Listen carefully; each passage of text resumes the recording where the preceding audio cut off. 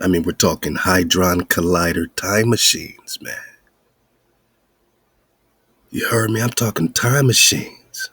I mean, what y'all think the Hadron Colliders are, man? The whole Switzerland CERN situation. 19 or 17-mile loops. They're doing loops. Are they going east or are they going west on the time chart, on the clock?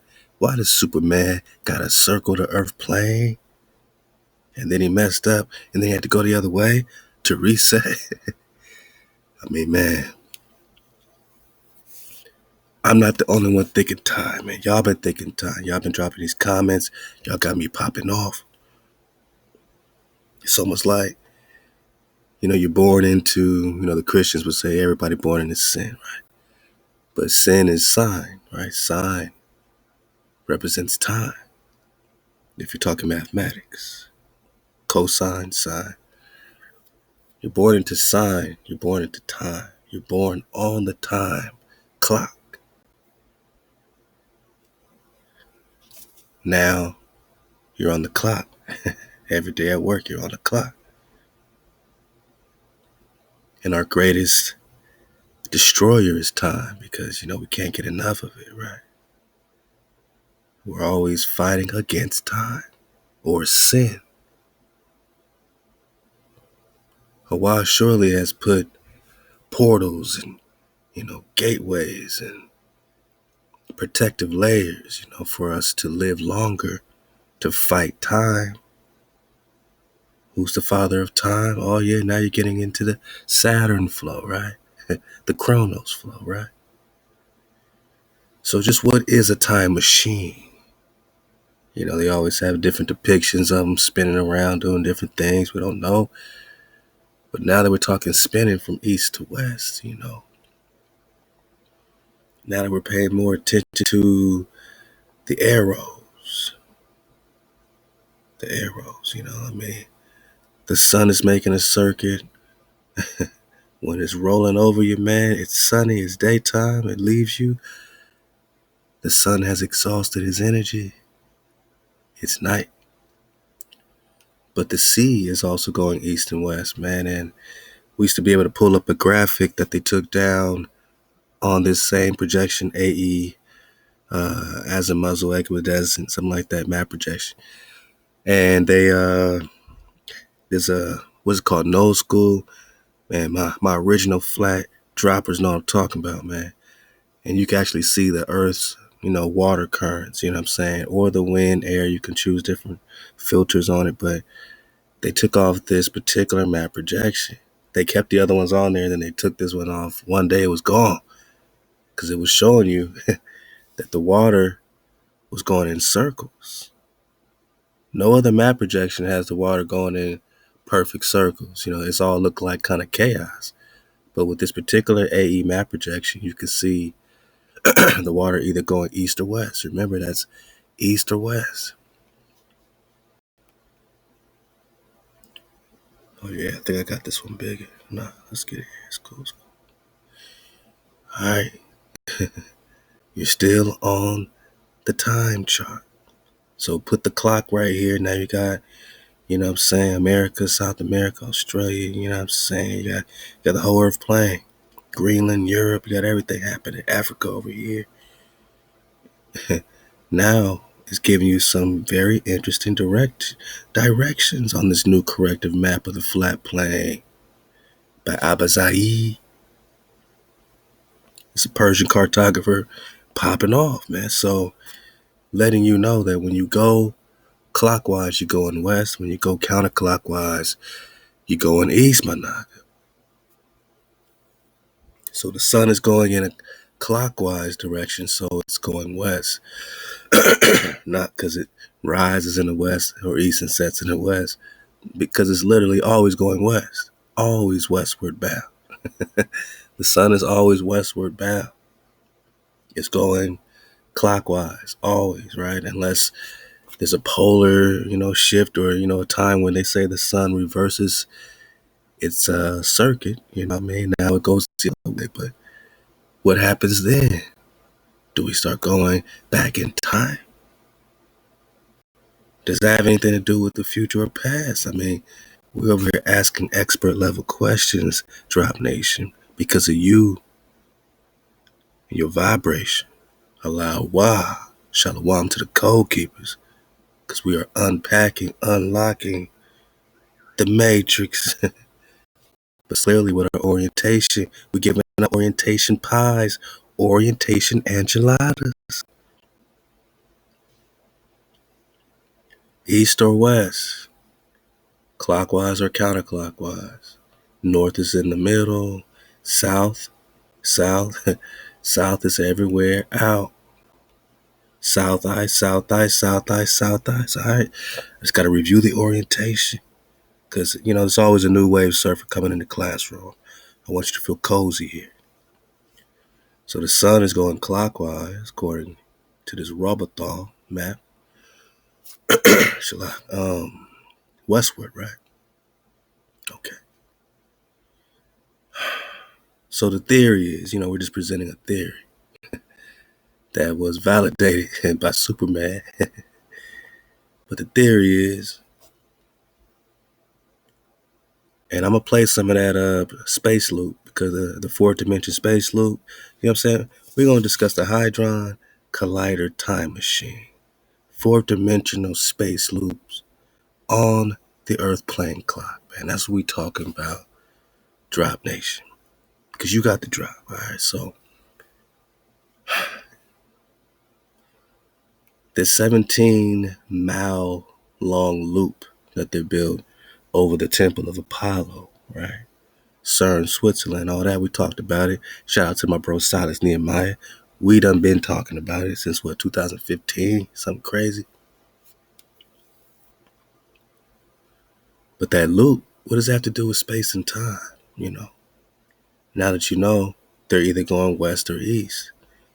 And there's something about traveling consistently in either one of these directions that puts you forward or backwards in time. Now, the numbers that one of the researchers, maybe we'll get this on the video we're about to play from 2016, Space Loop, fourth dimension, throughout the number 12,000 miles. I don't know if that's accurate, but that's what they said. You got to go 12,000 miles in either or direction. That doesn't mean you got to literally be walking 12,000 miles.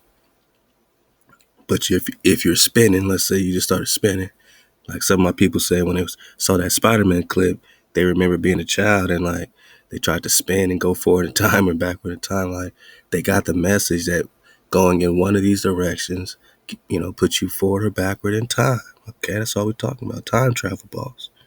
Do time machines spin like gyroscopes? Do they spin? What is the CERN thing doing, man? I mean, did Superman spin, man? Hey, fair use of your caboose. I'm about to get to this space loop, but one more time, because it's pretty funny, man. Fair use, section 107. I'll play this Superman clip, and just see how he be spinning to put time, to go back in time, He has to save his lady. He got to save his lady friend. First, he loses his whole gourd, man. You know what I'm saying? He loses Lois, so he goes crazy. But watch him spin around the globe. Let's go.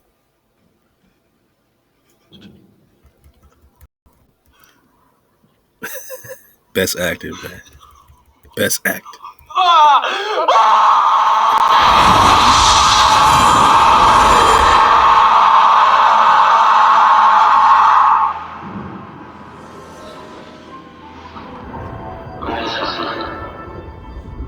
Sorry, I gotta see this again, man. It's the best acting of the year award.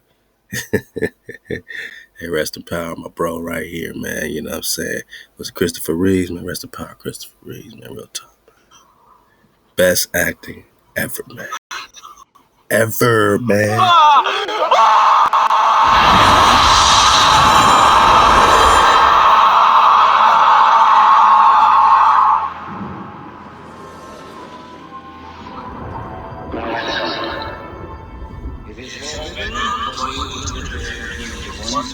do know something, and that is you are here for the...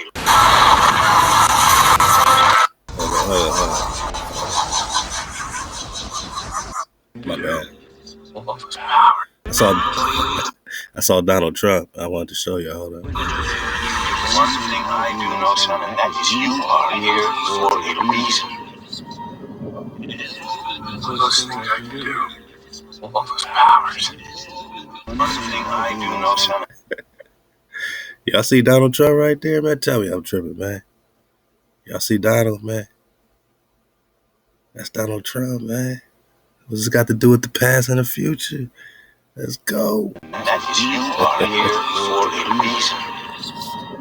It is the closest thing I can do. All those powers. And I couldn't even save him.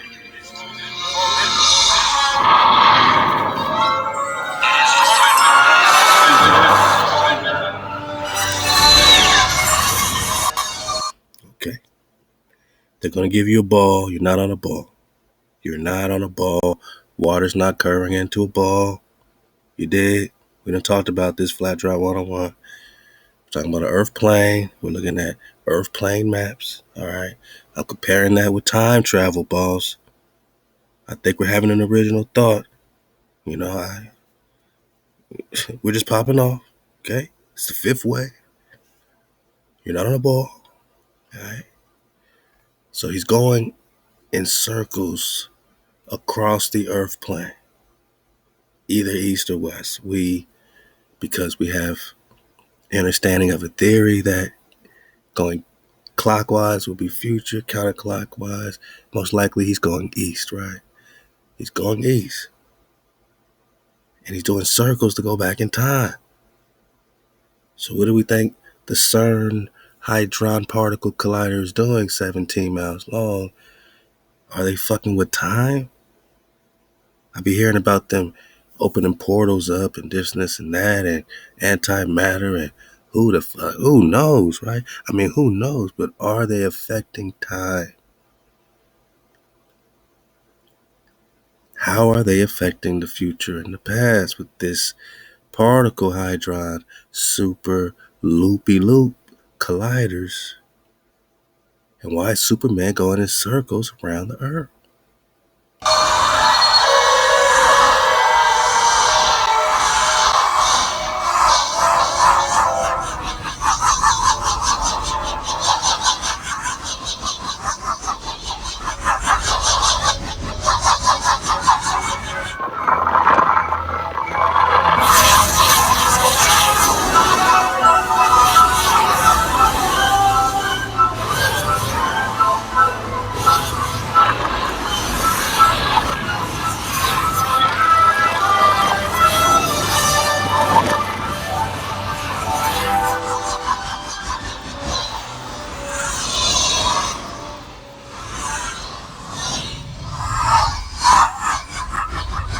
Y'all caught that, and then he went the other way, right? Like he went too far and said, "Oh shit, went too far back." Why do you have to go back the other way? Guess he missed the landing. I don't know, man. But y'all get this, man, right? And you know, y'all saw the other clip, man. But so doing circles across the clock. All right, just stay with me. He's doing circles across the clock. East or west? Since east and west is either clockwise, counterclockwise, north is the center, south is everything outside. Shout out to Wilbur Glenn, man. 1931.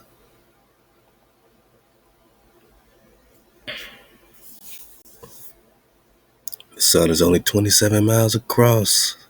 The sun is doing an orbit going west. It's only 3,000 miles up, not 93 million miles away. But the math adds up the same. When you look at the models and how they do their numbers and all that, like, it's the same math. You know, it's like Thoth only made a duplication and he made everything look super far away, right? So now you think you're just one of a billion marbles out here In reality, you're part of an Earth plane that's connected to more Earth planes. Why would they do this to us? So that you lose your connection to the whole. So that you think you just one of many balls, man. When in reality, a lot is centered around you, my nigga. They try to hide the creator by giving you a Big Bang accidental space fart. The space passed gas, and now you got monkeys turning into people. They try to hide HaWah. When they realize they're in a dome, a firmament, somebody had to build that dome. Somebody had to build that firmament. You can't hide the creator no more. Oh, you caught, boss. You can't get through the Van Allen belt, boss. All right, man. Hey, we popping off in real time. Ahab to the cons that are allowing us to continue to pop off as we make another flow. You know what I'm saying? Going and we got so much great work to do. We got some painting to do. We got some ceiling to put on, but this is our heart, man. This is our heart bone. So, Ahab to all my cons that have touched the soil and pushed the line, and now that the weather, you know what I'm saying, you know, can open up for a Naga, man, and allow cons to do what we got to do. We look forward to it. So, Shalak. So, please continue to do, everything you've been doing. Everything you've been doing has been enough, and everything you continue to doing is truly gratifying, and we're grateful for it, man. You know it, man. So, the water to the cons for allowing us to know that we got code keepers and all across the earth plane that want us to do good, that want us to pop off, that want us to build for Nagaville, not just this acre here, but the acre across from us. Not just that, but acres across the way. You know what I'm saying? Like, we want to continue to build, to have a code keeping, flow, a flow that we can go do our music, a flow we can do, our live radio shows, a flow that we can just keep the code, man, and grow our food and just pop off, man. Just whatever creatively we could do, we have a space to do it. You know what I'm saying? So this cedar wood fence is our boundary. We're putting a lot into our boundary to let everybody around us know that we care about our boundaries, man. This beautiful cedar wood fence covering the entire, 1.25 acres, you know what I'm saying, right there, man. So Halal, HaWah, man, to the tribe and everything you're doing. David A., Sonia Baker, all the anonymous cons, Jordan Bevel, Anthony Largy, and all the cons, man, popping off. We truly appreciate you allowing us to build for Joy World, man. Hey, all my fence building Nagas, man, you already know, man. Hey, stay tuned. The cons is on the move. Let's get it. Let's get it. We're going to time travel, boss. Y'all want to time travel, man? We're going to time travel back to 2016. Young Flat Drop is popping off, man. And we popping off some flat drops. Let's get right into it. Now, maybe that 12,000 miles is going to come out of this. I don't know. But this is going to describe a space loop. And let's see what this got to do with time, space-time, this simulated reality, this matrix simulation, all this stuff like that. And what it got to do with CERN and the Hadron particle colliders, man. Like, these are some original questions. Let's search it out. Go. Young Drizzy. Young Drizzy. We saw a piece of this before, but we're going to try to watch the whole thing this time. This is very interesting stuff here. Very interesting stuff here. All right. They go. Discussing the large-scale structure of the cosmos, astronomers sometimes say that space is curved, or that the universe is finite but unbounded. Whatever are they talking about? Let's imagine that we are perfectly flat. I mean, absolutely flat, and that we live, appropriately enough, in a flatland. A land designed and named by Edwin Abbott, a Shakespearean scholar who lived in Victorian England. Flatland. But into flatland, hovering above it, comes a strange three-dimensional creature which, oddly enough, looks like an apple. And the three-dimensional creature sees an attractive, congenial-looking square, watches it enter its house, sides in a gesture of interdimensional amity to say hello. And after a while, he comes to realize that he is seeing inside closed rooms in Flatland. He is looking inside his fellow flat creatures. He is seeing Flatland from a perspective no one has ever seen it before to his knowledge. Getting into another dimension provides as an incidental benefit a kind of X-ray vision. Now our flat creature slowly descends to the surface, and his friends rush up to see him. From their point of view, he has mysteriously appeared from nowhere. He hasn't walked from somewhere else. He's come from some other place. They say, for heaven's sake, what's happened to you? And the poor square has to say, well, I was in some other mystic dimension called up. And they will pat him on his side and comfort him, or else they'll ask, well, show us, where is that third dimension? Point to it. And the poor square will be unable to comply. What may be more interesting is the other direction in dimensionality. What about the fourth dimension? Now, to approach that, let's consider a cube. We can imagine a cube in the following way. You take a line segment and move it at right angles to itself in equal length. That makes a square. Move that square in equal length at right angles to itself, and you have a cube. Now, this cube, we understand, casts a shadow. And that shadow we recognize is, ordinarily drawn in third grade classrooms as two squares with their vertices connected. Now, if we look at the shadow of a three-dimensional object in two dimensions, we see that, in this case, not all the lines appear equal. Not all the angles are right angles. The three-dimensional object has not been perfectly represented in its projection in two dimensions, but that's part of the cost of losing a dimension in the projection. Now, let's take this three-dimensional cube and project it, carry it through a fourth physical dimension. Not that way, not that way, not that way, but at right angles to those three directions. I can't show you what direction that is, but imagine that there is a fourth physical dimension. In that case, we would generate a four-dimensional hypercube, which is also called a tesseract. I cannot show you a tesseract because I and you are trapped in three dimensions.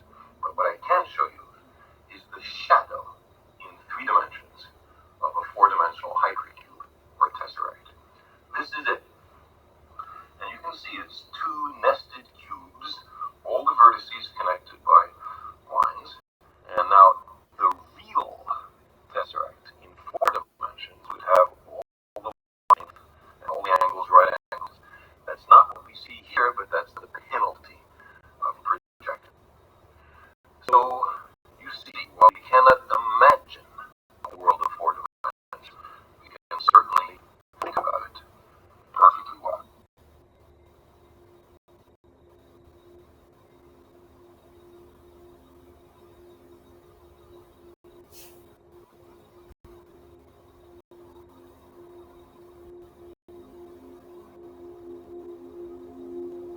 So this is supposed to be an image of what they call the square flat Earth, with the sun and stars traveling east to west in a straight line over a plane to return from the east every 24 hours.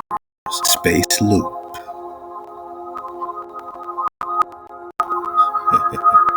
It's getting loopy.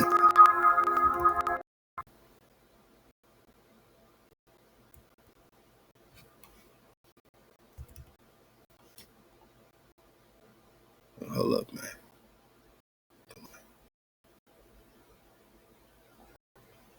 Hijack City, man.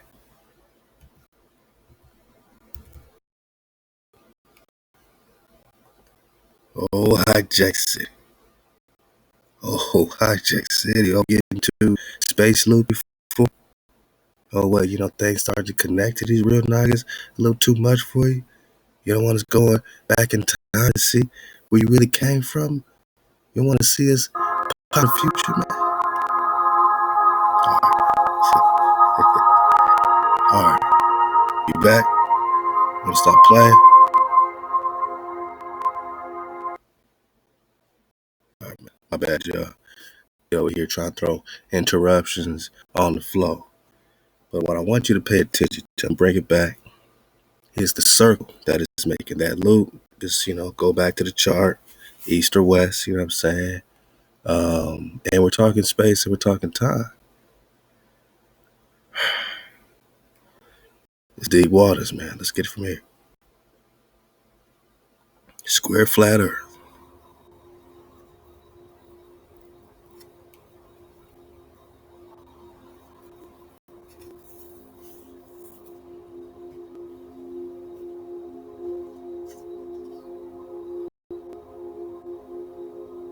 So the sun and stars are traveling east to west in a straight line over a flat plane to return from the east every 24 hours. Space loop. You see the circle going around and around. What's that got to do with the past and future? It's going west, so that's the sun, right? And we see the motion of the stars and of the sun work if we take into account the cycle space.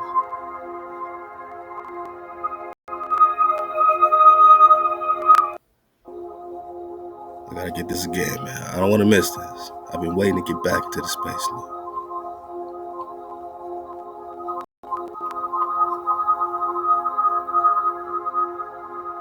So, I mean, is it like, because they're going to bring up these portals, all the stars and all that going through these, since they're moving, we're not moving, they're going through these portals and popping back out. Does the moon go through these portals? How do things loop around? How does it loop around? This is one wavelength of 40,000 kilometers, one apparent rotation. Apparent rotation, since you ain't rotating. Let's go.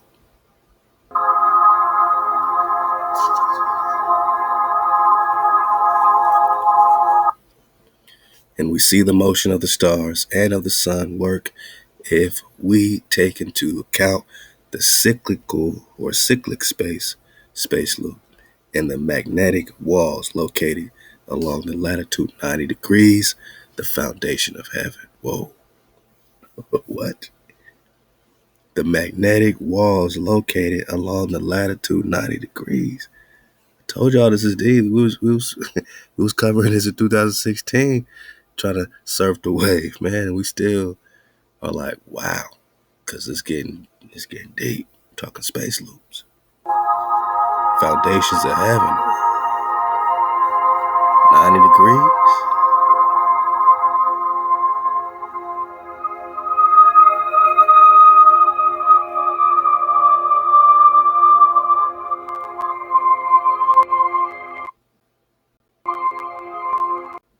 However, the concept of repeating Earth or space loop is the most crucial aspect of the square Earth that defies the traditional idea of a three-dimensional space. So this is why it's hard to compute. We try to be computers computing in three-dimensional space is really difficult to, understand the idea of a repeating Earth or a space loop. Not really getting into simulation talk a little bit. But we got to talk simulation. We got a creator of this. You're talking creator, right? So, who created this simulation, or who created this, what they call matrix? Who created, what I'm saying? What's real? Everybody's like, what's real?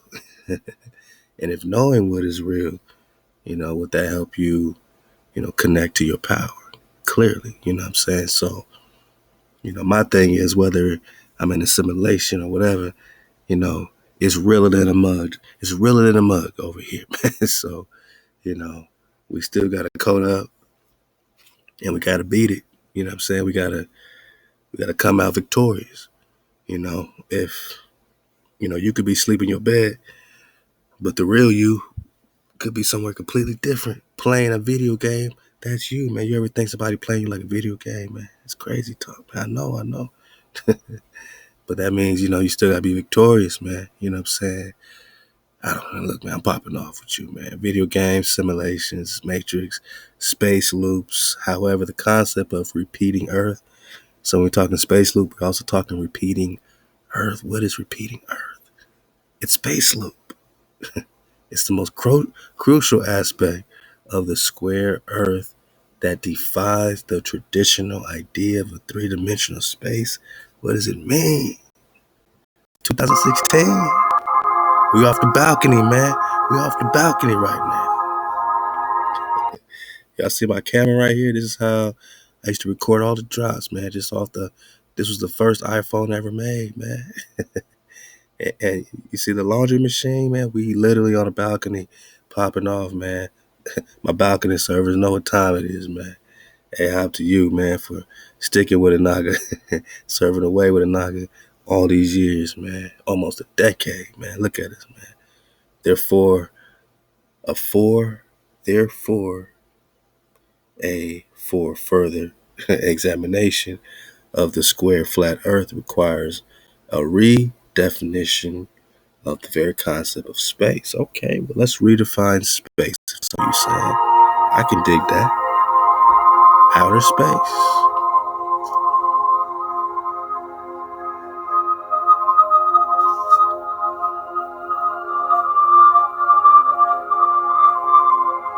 Space loop is fourth dimension, my nigga.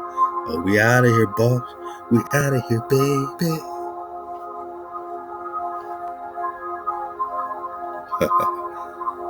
Hold up, don't act like you don't see the map. It's upside down. Don't let me just skip over this. Some of y'all be like, drop. The map's upside down. That's South America upside down, North America, that's Africa upside down, Europe upside down. Are you in the East or the West? Which East? Which West? Man, we don't know nothing. But the sun travels west, they say. Let's go.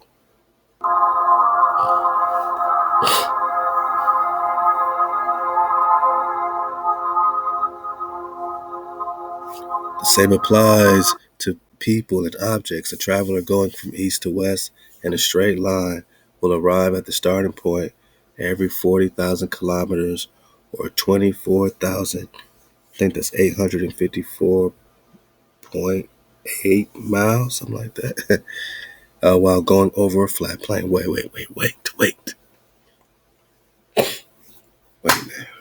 minute. Get some water. All right, look, man. I need y'all to dig on this, man. It's 2023, right? We got to dig on this now. We can't keep avoiding space loops and repeating Earth, man. Okay? Can't keep avoiding repeating Earth, man. This is mind blasting. All right? Because if you go try to find this video today, because I was trying to find it, I couldn't remember what it was. I couldn't find it at all. So it might be out there, but I couldn't find it. So what you're witnessing, my noggin, in 2023 is some very unique footage because it might not exist on YouTube right now. And it might, but it might not. This might be the only place you're going to get this particular space loop drop, repeating Earth fourth dimension. So we are popping off Halal, HaWah. And this is real Baruch to be putting this together. And again, we only talking Hadron colliders, time machines, fourth dimensional space loop on the Earth plane clock. So we putting the clock theory with the stationary Earth flow with time travel, man. And now you got to understand the fourth dimension, repeating Earth, space loop drop. So they're saying to us, the same applies to people and objects. Okay, what's that? A traveler going from east to west in a straight line will arrive at the starting point every 40,000 kilometers, or what looks like 24,854.8 miles. Call it 25,000 miles, while going over a flat plane. Now, should we factor in the actual east-west navigation, or are they just talking about walking in a straight line when they're saying straight line? That you're going to arrive at your starting point every 40,000 kilometers, 25,000 miles, you're going to arrive at your starting point. What's it got to do with people on the waters, you know?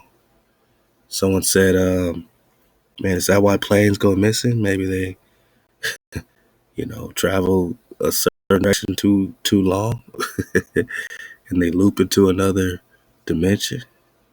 What is the CERN Hadron particle collider in that big ass loop? What are they doing? It's getting weird.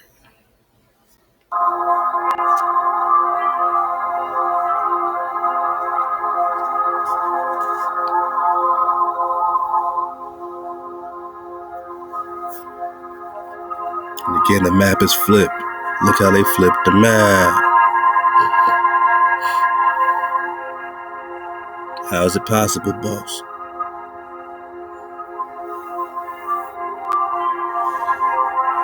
At this point, we need to clarify what the traditional science represents.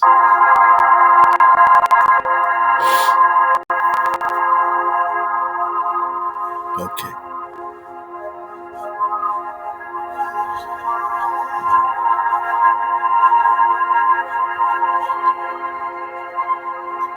So I'm trying to read all this for my noggins. Might be at work or something popping off. All right, so look. The Newtonian Copernican concept of science is based on the three-dimensional heliocentric concept of the universe held together by gravity, with the sun as the universal godhead in the center. Remember Helios, Invictus. Remember the Sol Invictus drop.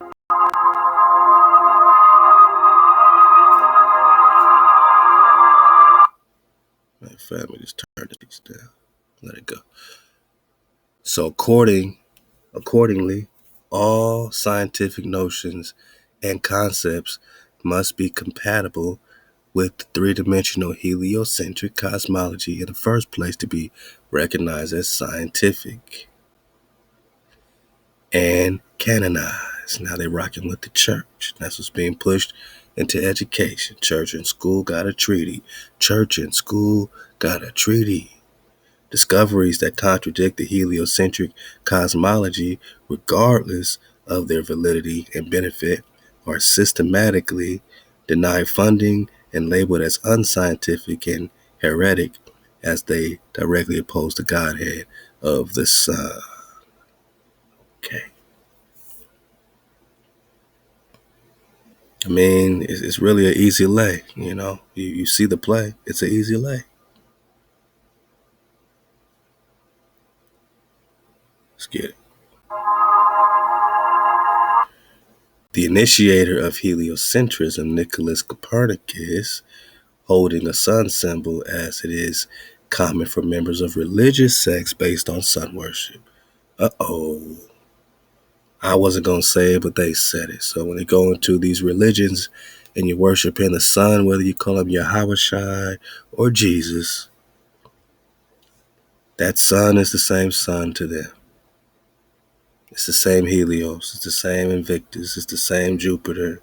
Same Zeus. Same Ra. Amen Ra. All that. Atlantis, hijack city. Now you got to go through the sun to get to the creator. The sun, you got to go through the sun. I can't go directly to my breath insecurity. No, I got to go through the sun. If I don't know the sun, I don't know the Father. You serious, bro? Are you serious, bro? You want to tell King David if he doesn't know JC, he doesn't know HaWah? You want to tell that to the Preston? You want to tell that to Moshe, who calls directly on the Creator? Joshua, hand in hand with HaWah. You want to talk to the cons like this? We got to go through your son? You serious? Let's go. Read it. Oh, yeah, pop off, Drive. My bad. My bees. My bees. Get you a plate. Get you some of this broccoli, man. Uh-oh. Something like that. Get you some spinach, man. You know what I mean? Eat up, Popeye. What did it say? Come on, drop Pop off. Crescent moon, Jesuit, Copernicus. When people say Copernicus came with this ball Earth, well, I mean, come on. The initiator of Heliocentrism, Nicholas Copernicus, holding a sun symbol, as it is common for members of religious sects based on sun worship. Sun worship. So if this is Copernicus, let's just try to just put a theory together and add it to our journey. Let's just start with this. Because, I mean, it's kind of right there, right? So this guy got a sun wheel. He worshipped the sun, yes or no? Follow me, fam. Follow me, fam. Does Copernicus, Nicholas Copernicus, Nikolai, does he worship the sun? Yes or no? Mm. Do Jesuits worship the sun? Yes or no? Come on. Okay, so if this guy comes with and frames this model that he has to now bring in and everybody has to now adopt, all the churches now adopted, the public curriculums and all that, the schools and all that, the universities adopt his model. He never proved it. He never had a plane. Remember, the first airplane was what, in 1900? So how did Copernicus? Remember, Copernicus is the Darwin of astrology. You know, Darwin is known for hiding God, you know, by evolution, you know, just Big Bang, stuff happened. There's no transitional fossils, but hey, one thing turned into this, but there's always a missing link, right? You know, whatever. So what does Copernicus do? He says, Big Bang. So the Big Bang theory and evolution, they both high God. They just kind of happen. They go hand by hand, and anybody going against it in science is ostracized. So science is no longer about reputable, observable science. It is just about a boys' club, you know, peer-reviewed stuff, based on peer-reviewed stuff, and everybody's, you know, hobnobbing. All right, so Copernicus brings the sun worshiper himself, introduces this model, and that's the reason why you think you're spinning on a ball today. Bang. That's the globe. Helios means that now the Earth is circling the sun instead of the sun swinging around you or going in some type of loop or fashion or circuit, however the circuit is. Instead of the sun moving, we have to be moving around it, worshiping it, circling the cube, right? Circling the square. Bang. Come on. You see, 2016 balcony drop. It's going 100,000 miles per hour. I learned to slow down and surf the wave, man, because the drop don't stop.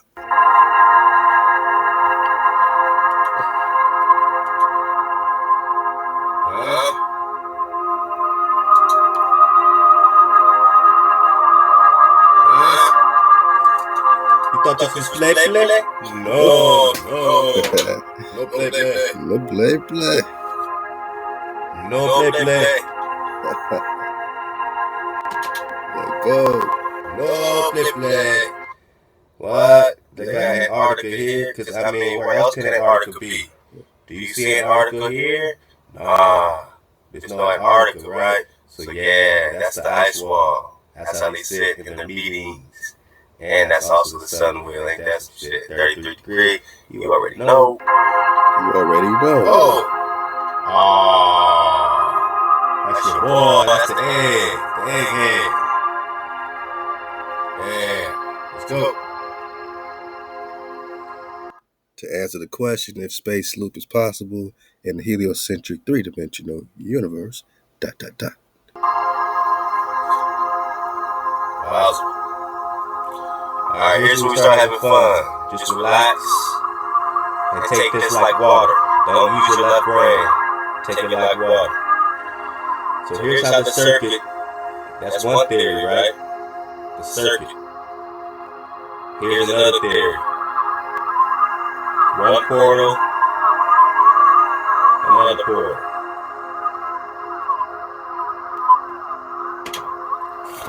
Back it up.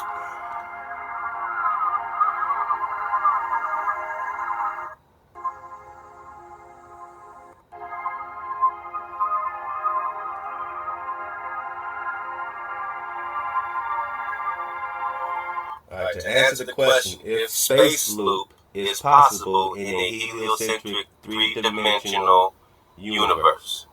Alright, so this whole concept of space loop is very fascinating, and I think there's a lot of drop to it, when you start digging through these layers.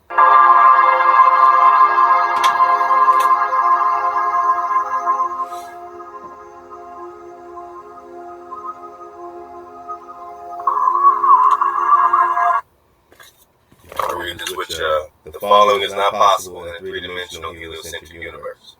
Okay, they're showing you. Just follow the model. Now, Right quick, young dropper. You see how I got these portals, right? Eastern portal, Western portal. So look, whether it's shaped like this or that, this is what we're trying to figure out. We know he ain't spit on the ball, but is it just literally just a plane that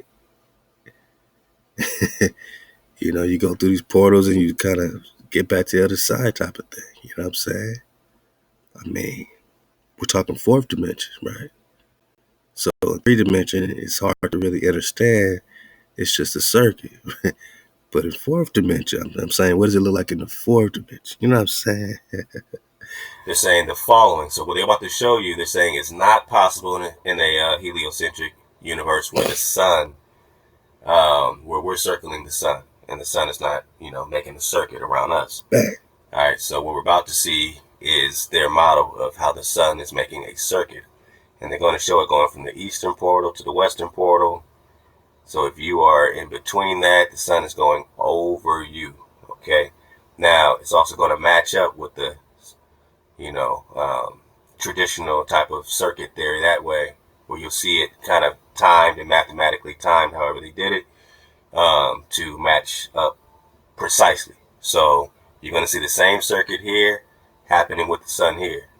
They're just showing you both models where one model is the sun is circling us, but if we stretch it out and just look at it like a tent, we're the rectangular base of the tent, and this sun is going from one portal to the next portal. However, it's going in and out, different portals, up and down. That's what we're looking into. This is when we start just to have a theory, hypothesis. We're not afraid to throw some stuff out there and see, because we know we've been lied to. So we're putting everything together from scratch, brick by brick, in this frequency. So I appreciate y'all for vibing, surfing the wave. Your time, man. Just enjoy this, man. We're gonna go to part 2 pretty soon. Let's go.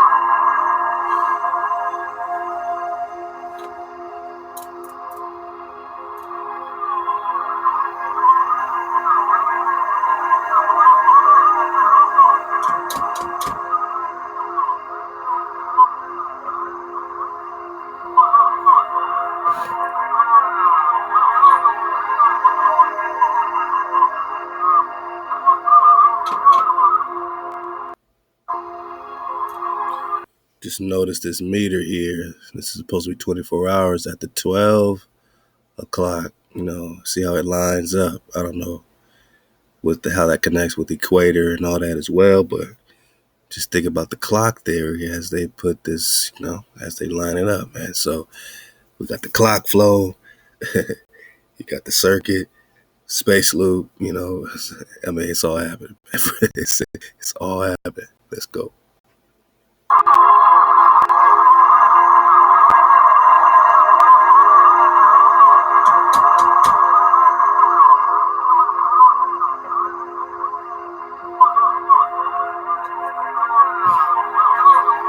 Lines up at 12. Okay.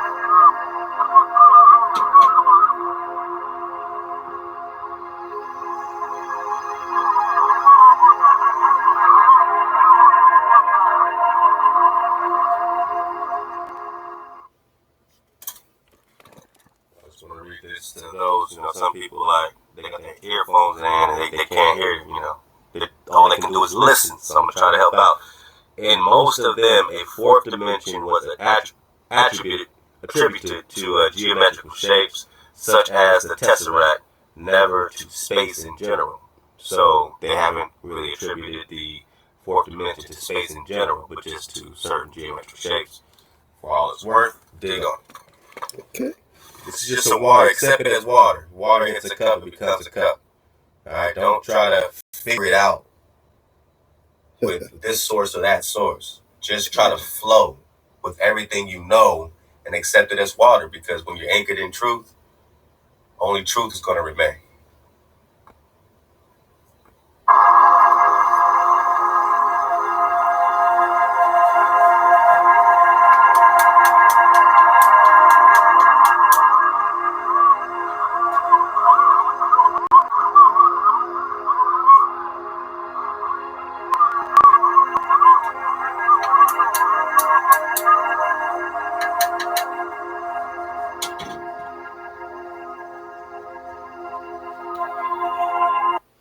So in other words, any shape that cannot be contained within the three-dimensional cube cannot have more than three dimensions.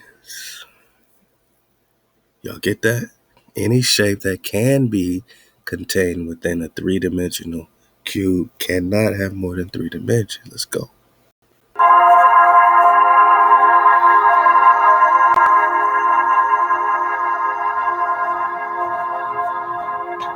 Therefore, the fourth dimension cannot be limited to a three-dimensional space.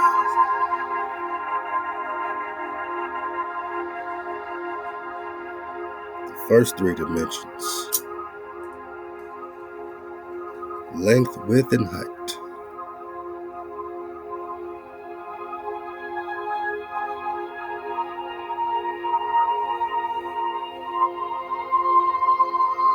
The fourth dimension is repeating space.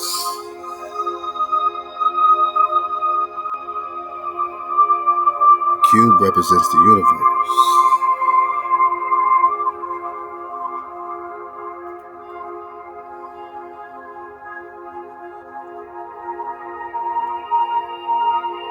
However, the phenomenon of repeating space is not to be confused with the science fiction idea of teleportation promoted by scientists and by Hollywood.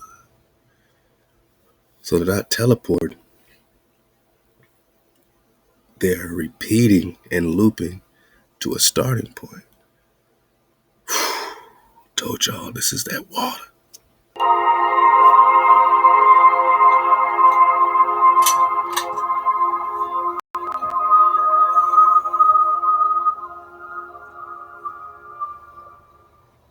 Well, when the experiments were done to determine which view of reality was the right view, the Einsteinian view or the more standard quantum mechanical view, the experiments came to a pretty definitive outcome that Einstein's view is not the right view of reality, that the quantum view really does describe the experimental data, which, at least in the most conventional interpretation, does mean that what you do over here can, in this weird quantum mechanical way, affect something over there. Now, if that's the case, what can you do? That's deep water. So you're not ever really disconnected from your ancestors or they're from you. What we do here affects what they do there. It's like it's all happening. When you're not looking, every part of the wave is being hit. In quantum mechanics, quantum physics, the double slit experiment proves this. A particle knows when it's being observed. A particle knows when it's being observed. It behaves as you think it would. It would only hit one particular point. It would collapse the wave pattern with observation, right? Go get the drop, man. We popping off fifth wave. So since it's all happening and a particle knows when it's being observed, and we're talking about waves, then how does the future affect the past and the past affect the future, especially if time doesn't truly exist? And in the fourth dimension, it's just all happening. What we do affects them directly, and what they do clearly affects us, right? And there's no true space. We're connected. You think you were in Mississippi and somebody else is in Arkansas. No, you're still connected. You're still connected. You think you have all this space in between you in the fourth dimension. You're still connected. We're all connected. So what we do affects each other. We're responsible for each other. So you might feel like you choose enough for you, but you're really choosing enough for the whole tribe. You know what I'm saying? Think about that, man. Deep water. Do with this? Well, one thing that people have been able to do is quantum teleportation. That is, you take an object over here and interact with it in a certain quantum mechanical way that allows an influence to happen over there, and the influence over there allows you to recreate the object that you started with over here at that distant location. Now we're going to start talking about CERN. How are they affecting the past and future? We ask this question is because they know that in the quantum, right, they're trying to get that quantum matter, the antimatter, that ether. They know that they can affect things in the past, right? Because it's all happening. And they know they can affect the future. But time is up, my naga, because time don't exist. Object starts here, and in a sense winds up over there. Quantum teleportation. Type of storage, 0 power, on. What is that? It's your Stargate. We've opened a doorway to a world we know nothing about. Let's talk about CERN. Research CERN. Go back in his archives. Go on this channel. We have a 5-hour radio show dedicated to CERN and prophecy and scripture. Shout out to my brother Silas Nehemiah. Let's go, man. Let's drop it. In the Helium galaxy, it's on the other side of the known universe. Your turn now. They prepared for danger. Begin final evacuation. They expected the unknown. Stabilize the system. Initiating commencement sequence. But they could never have imagined this.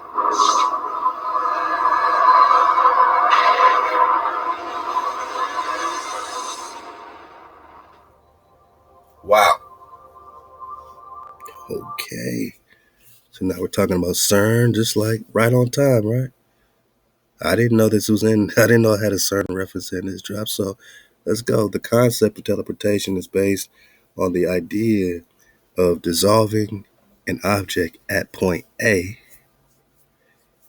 and putting it together at point B, while the entire process takes place within the boundaries of three-dimensional space. Kind of like that Star Trek beam me up Scotty type of thing, you know what I mean? Because they know that you're everywhere at the same damn time.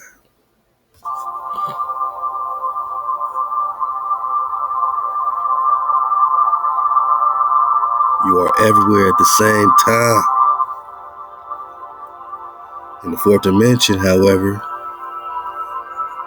the moving object stays a whole, whereas it is space that behaves as an infinite continuum. Let me read that again, man.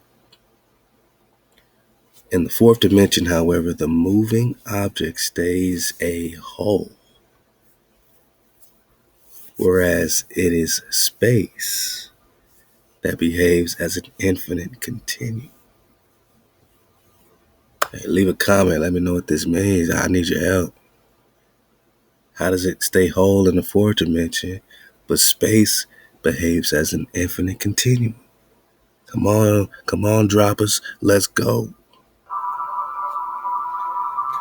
We surfing the wave. It's the fifth wave.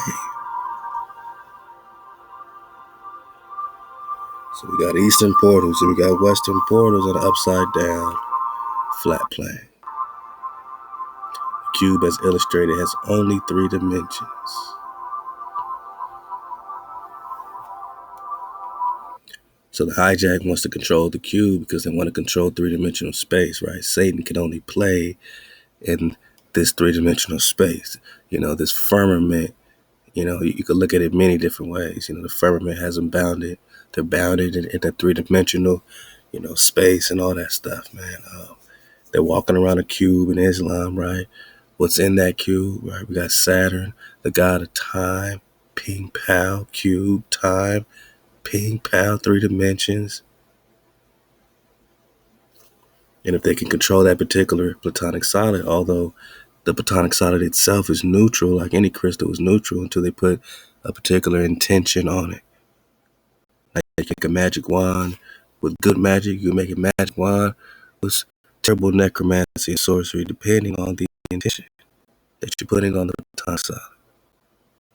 So it's not like, oh, that cube sign is bad. They can throw it, they can have all their finger signs and hand signs. None of that has any power until the intention is put on there. You could be having a regular conversation and somebody could be throwing up blood, crip.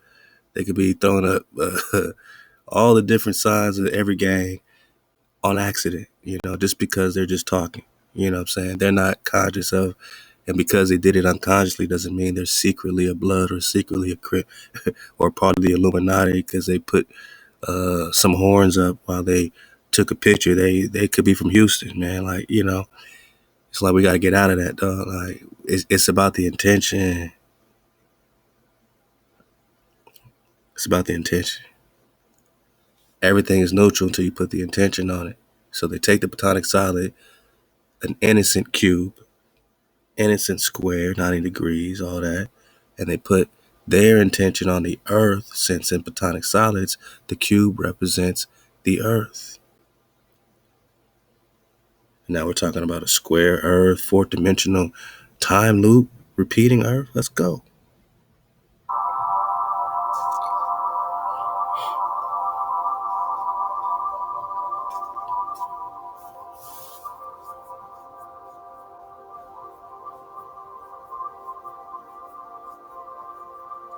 The same cube in the 4th dimension. Pay attention, y'all. It's about to get fun. Oh, this is when it gets fun. The illusion of seclusion will be destroyed before your very eyes.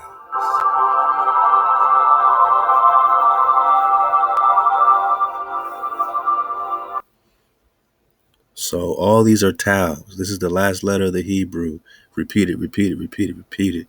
Intersecting lines is the most indigenous sign on the earth. This don't stand for Christianity. These aren't a bunch of Christian crosses. These are intersecting ley lines or dragon lines.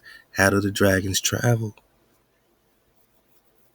You think they're meteors, boss, huh? You think they're meteors. How do the dragons travel? Intersecting lines. Power, frequency, vibration.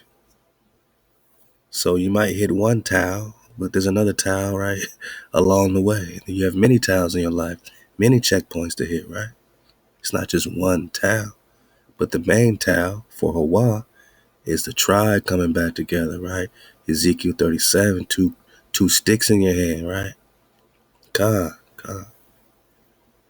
Yeah, so cube in 4th dimension is an endless plane, an endless grid. So what are they really trying to control when they control the cube? Hijack it, put their own intention. They want to control the grid, right? They call it the Christ conscious grid. They want to control all the old antique sites, what they call the old ruins. They want to control all these, stone edges and, whatever these places. They want to control all your mounds, all your so-called pyramids, right? So they want to control all your energy places, your Pumapunkus, your Inca flow, you know what I'm saying? Your Machu Picchu flow. They want to control your Grand Canyon flow, your Calebus flow, right? They want to control that mem sauce, that water. Hey, out to the Khan Yosef. I just got a fresh batch of mem sauce from the Khan on the Ahab. Y'all go holler at Yosef, man. Hit him up on IG, Yosef _the DA real _real Yosef the real. Get your mem sauce, man. Hit him a DM for that mem sauce, man. You know what I'm saying? Hey, out to the Khan, man. They want to control that mem flow. They need that copper. Let's go.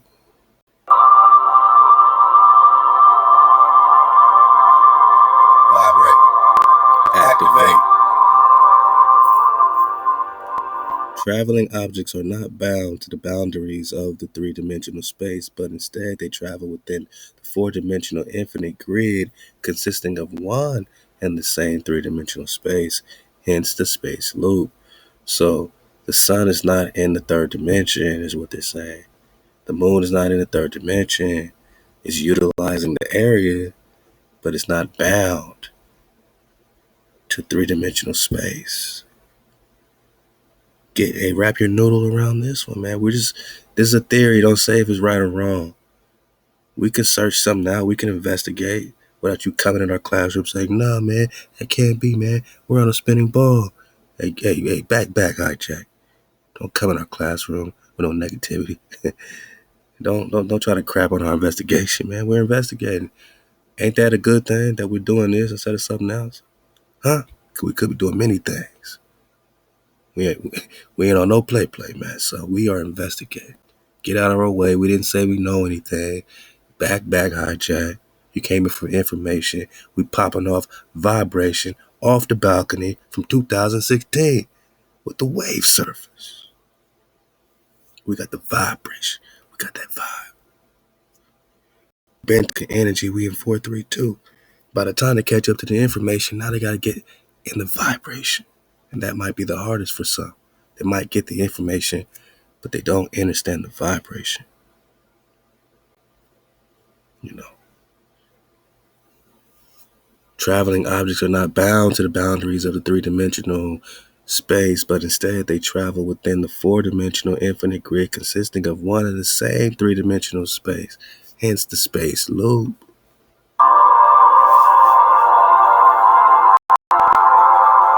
Oh yeah, cuz. Let's go. This is what you came here for.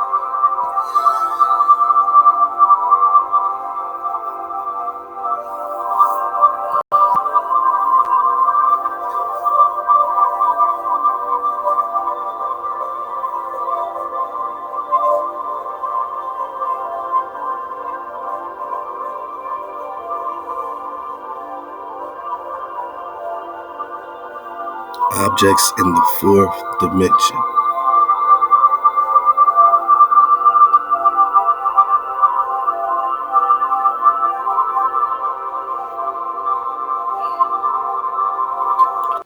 So you have many suns. All right, you go to another earth plane, another plane. Sometimes you see two suns in the sky. Is that a crossing of dimensions? Uh-oh, boss. Uh-oh. Don't say too much, boss. Don't say too much, boss. How many suns? How many moons? When you get out that plane, when you continue to go straight, how many more suns you're going to see across Antarctica and oceans and waters that you've never heard of before? But it's all mama. It's all mama. Let's go. You are already unified. All you have to do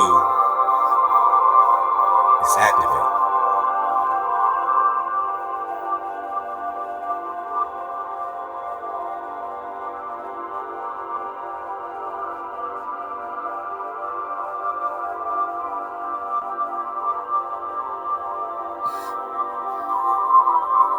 The fourth dimension enables to travel east-west over a flat surface in an infinite loop.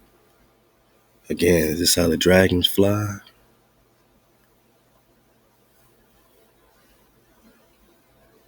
They're in another dimension. Let's go. This simple aspect of reality was hidden from public access by the Jesuits in the Vatican in the 16th century and taken advantage of to impose the primitive idea, I said primitive idea, of a spherical surface instead. Because you think you're on a ball, spinning ball, that's quite rudimentary. You have no proof of your movement whatsoever, but you believe it. But they couldn't even prove movement in the ether. Love to my jigger for that Michelson Moreland flow. Let's go.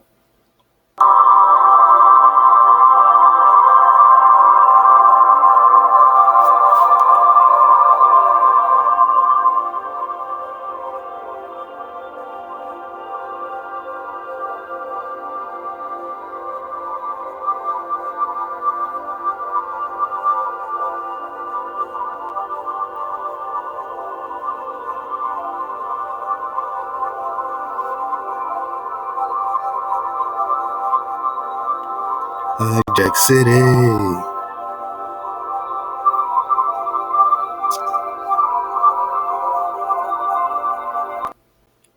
An airplane flying east to west, west to east, does in no way perceive the boundaries of the three-dimensional space.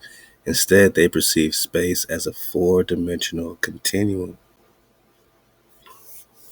An airplane flying east to west or west to east in no way perceives the boundaries of the three-dimensional space.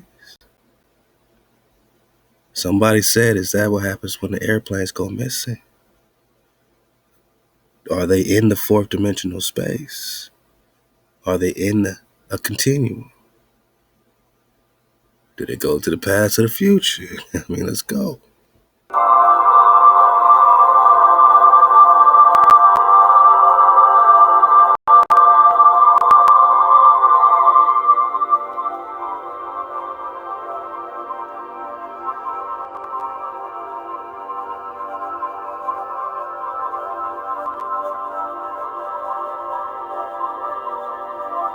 Falsely assuming this was due to spherical surface.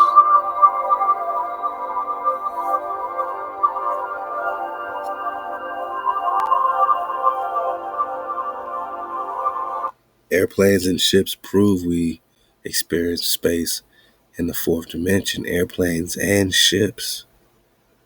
Wow. So if I'm a DOG and he's telling us go straight to get to the celestial. Just go straight, whether you're on a boat or an airplane. And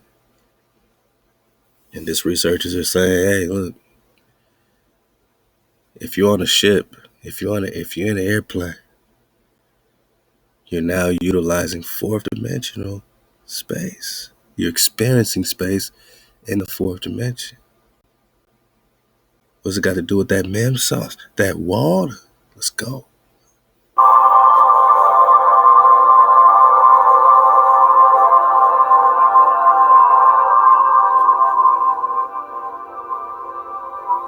You see, Israel, it's all about energy. Stars, planets, sun, moon travel from east to west, right? They travel westward, right? They travel westward through the four-dimensional grid. They're all in the fourth dimension. Stars, planets, sun, moon, okay? I mean, we're researching, right?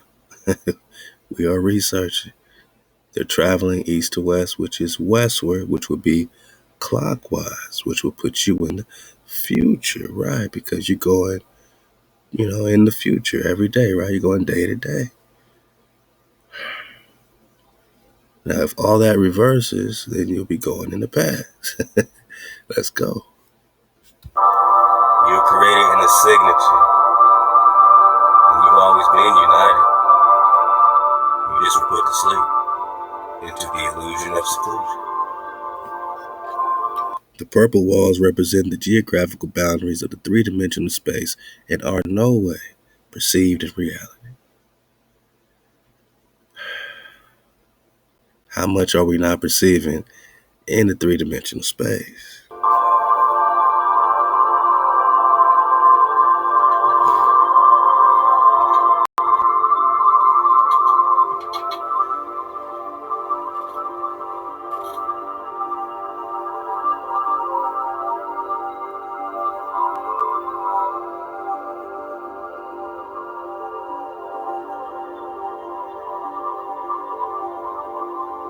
Order or chaos? What came first?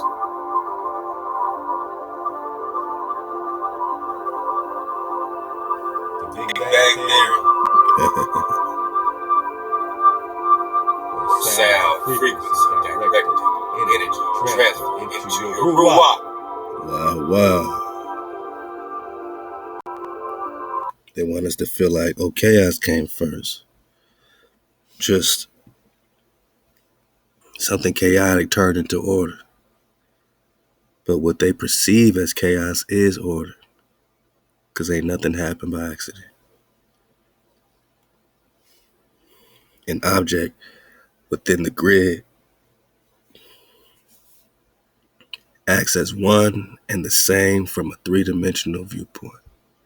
An object within the grid acts as one and the same from a three-dimensional viewpoint. Direct energy transfer into your HaWah. Your HaWah is this. All these balls are your HaWah. All of us. This is all of us. Come on.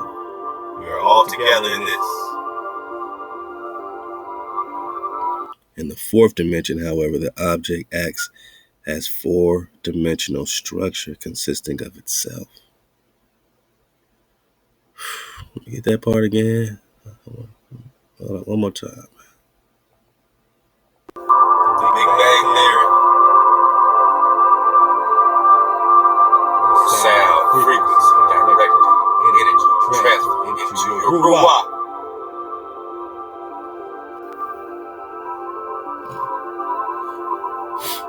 Direct energy transfer into your HaWah.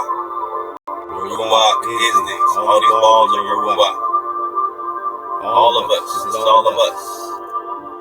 We are all together in this. All connected.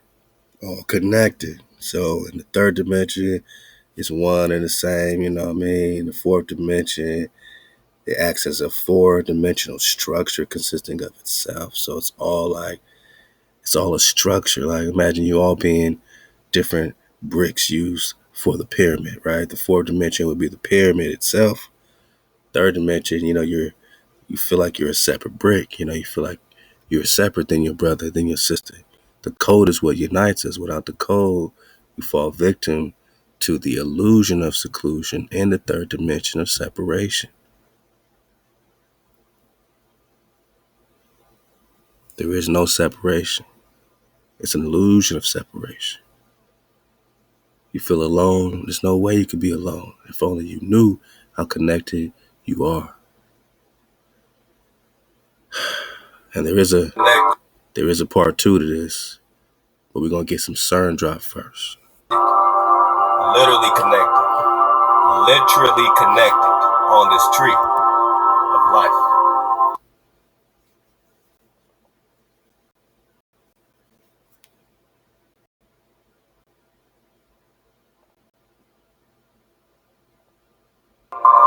Creating the signature.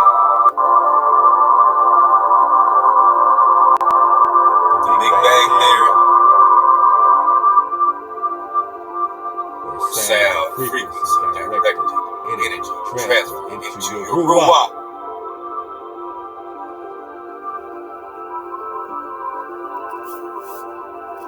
Direct energy transfer into your HaWah. Your HaWah is this. All these balls are your HaWah. All of us. This is all of us. We are all together in this. Come. All connected. Literally connected. Literally connected on this tree of life. Whereas each fourth-dimensional object has its own influence on the fourth-dimensional construct depending on its location within the grid. So now you see how important these ley lines are, these dragon lines, where they're building these structures, what they're trying to hide or what they're trying to feed off of, these mountains, these grids. They want influence. They want to control the influence, right? I mean, why did they build CERN where the temple of Apollo used to be? Apollyon, right? And I'll leave these links, I'm just, stuff we covered before, stuff you could look into further, but what is CERN, right? Immediately you see the classic 666 flow, right? We done talked about it before. But just go to the website and just dig on with it, sir. See if anything pops out at you. I haven't really done this in a long time. We know they got that large Hadron particle collider, and they wanna find the nature of the universe. So their mission is to find the nature of the universe. So they got this long tunnel, 17 miles, a big ass loop, pushing the limits of technology. So just red flags all over the place. I mean, what about the nature of the universe are you searching for? It seems like people that are disconnected from the creator, that can't feel it inside of them, that want to find it outside of them, right? Because that's all they got. And they built this long ass tunnel. Let's talk about it. Large, I just typed in CERN Hadron Collider, time travel past future. Okay. First thing that pops up, Vanderbilt, all right. Could it be the world's first time machine, man? Come on, right? We talked about east-west, right? East and west. So they have a 17-mile loop. Okay. We said, does that have anything to do with this space loop time travel situation, quantum teleportation, repeating Earth flow, anything to do with influencing past, future, present events, you know what I mean? What's this loop about, man? Why y'all getting loopy, man?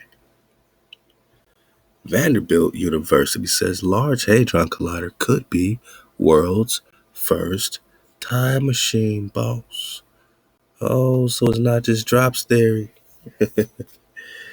Nah, but we wouldn't understand how this could be a time machine unless we understood orientation.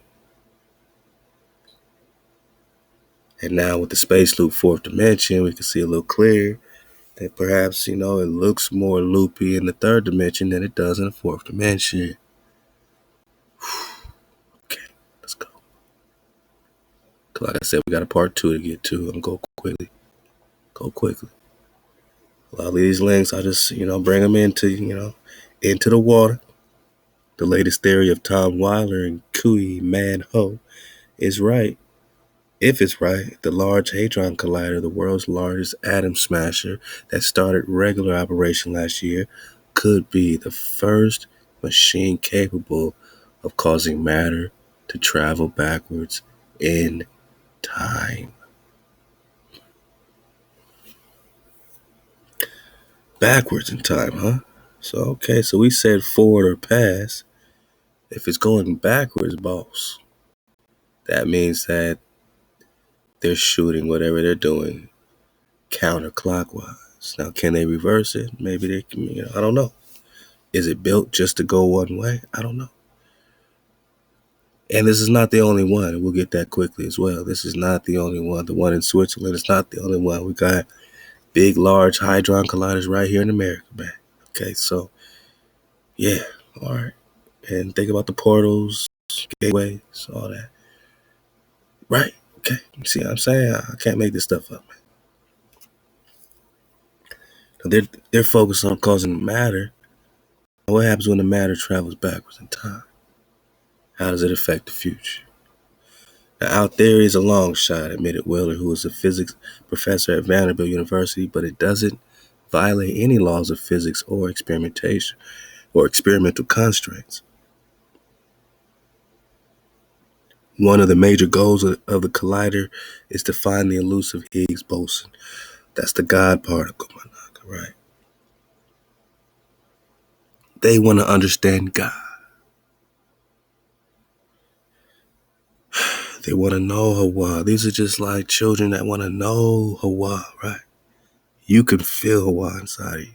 They can't. They want to know HaWah. They want to build the Tower of Babylon, right? This would be a Tower of Babylon.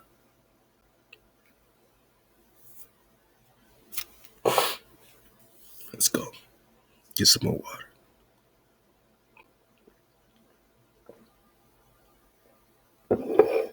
So they want to find the Higgs boson particle that physicists invoke to explain why particles like protons, neutrons, electrons have mass. If the collider succeeds in producing the Higgs boson, some scientists predict that it will create a second particle called the Higgs singlet at the same time. According to Wheeler and Holt's theory, these singlets should have the ability to jump into an extra fifth dimension. Whoa. We just talked fourth dimensional time, space loops, repeating Earth. They brought us to the fifth dimension in Vanderbilt. And this article was back in 2011. Can you imagine the progress, right?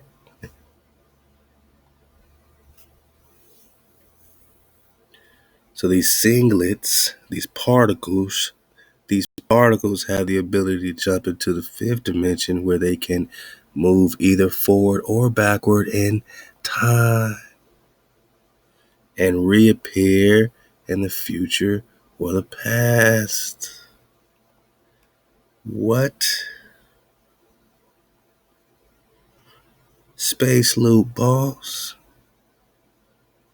What are they building? What did they build? What are these Hadron colliders, time machines really popping off? You know what I mean? Quote, one of the attractive things about this approach to time travel is that it avoids all the big paradoxes, Weiler said, because time travel is limited to these specific particles or special particles. It is not possible for a man to travel back in time and murder one of his parents before he himself is born, for example. Oh, okay. This article was written in 2011. You think they figured it out? However, I mean, it's the fact that they had to say that let you know they're covering up something that's real obvious. Gateways.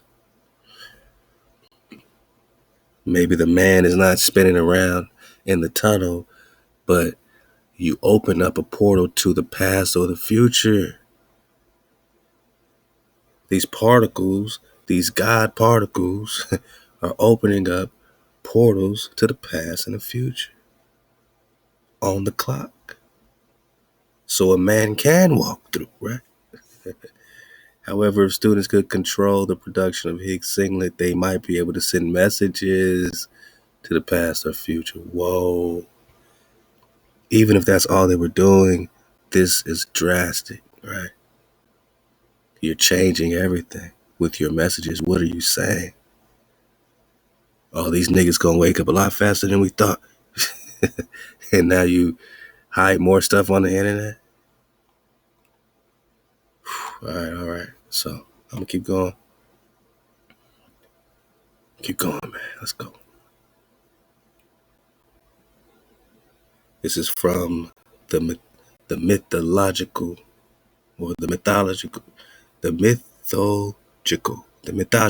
All right, man. Yeah, man. Crazy talk. NASA and CERN about the Tandava dance of the Lord Shiva. So we're gonna get into CERN. We talked about this creepy dance, this rituals they do. I'll play a little clip, just a little clip, because I don't even want to watch this stuff. But they got the Shiva flow, they got all that. Let's go. So first of all, whenever we come to discuss about the most attractive dance across the universe, the first dance which comes to our mind is the Tandav dance, or the Natarav form of the Mahadev. Now the question arises that what is the Tandav dance and why is it named so? Tandava, also spelled Tandadiv or Tandavam, also known as Tandava Nanyam, is a divine dance performed by the Hindu gods. So you're asking, like, why are they doing this Shiva connection right there at the temple of Apollo, right? According to Jain traditions, Indra is said to have performed the Tandava in honor of Rashaba on the latter's birth. The dance performed by Lord Shiva is known as Tandava. His dance indicates the destruction of the universe. And remember, they're just spinning their Hindu gods, Greek gods, a lot of them off of actual people, whether they turned them into this or turn them into gods, or we don't know. Everything's case by case, but it appears that who they're calling Shiva either has a Queen Khalifa connection or a Joshua connection. You know what I'm saying? And that would be a god of destruction to them, right? Joshua would be a god of destruction to the hijack. Khalifa would be, or Sheba, because they changed a lot of B's to V's, would be a destructive force to the hijack. So keep that in mind as well. But they're invoking some type of dance power, powerful dance that is the source of the cycle of creation. So they're not playing around when they do these initiations. These are powerful dances. Okay? That is the source. So the source of the cycle of creation, preservation, and dissolution is in the powerful dance. Now you might say that's crazy, but as indigenous people, we have powerful dances too, right? In other words, it can be concluded that this divine dance was performed by Lord Shiva when the universe or a part of it has reached its extreme and harming the rest, and it had no other way but to destroy and reconstruct it. Basically, Lord Shiva has been symbolized as an embodiment of energy. His powerful dance is an example for the immense energy and power he possessed.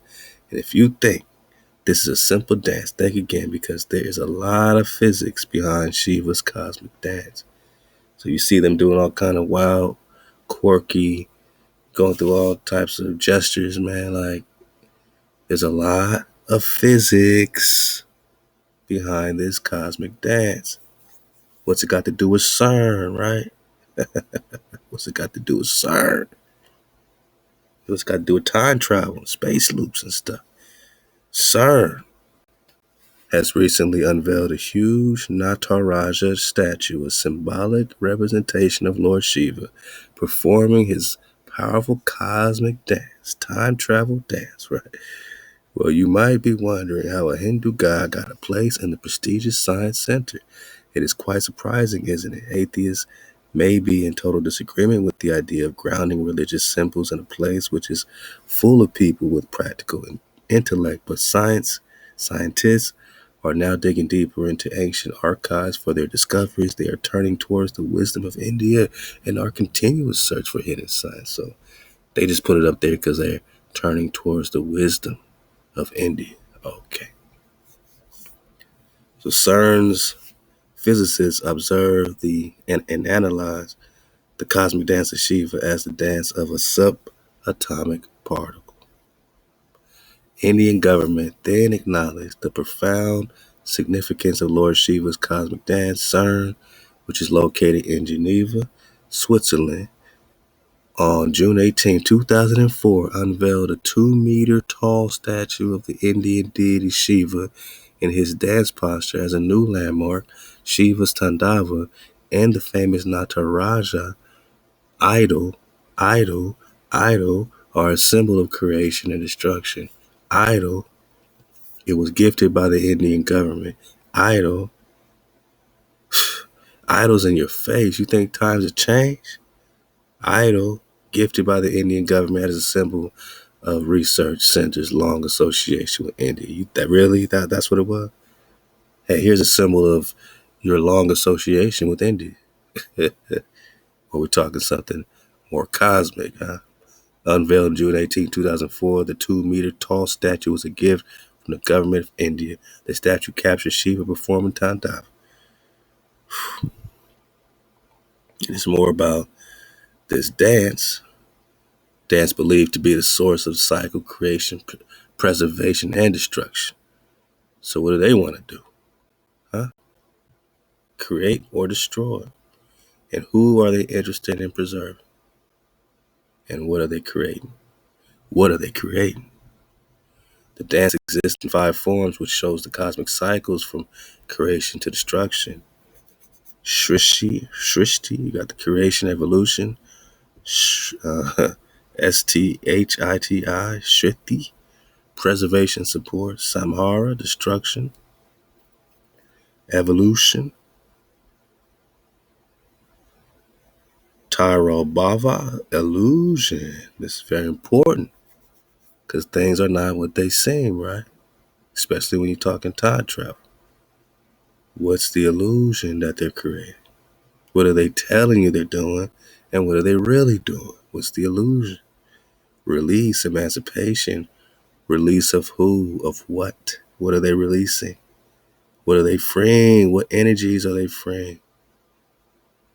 And will it have grace on them? Shit, they might free something that bites them right on their head, right?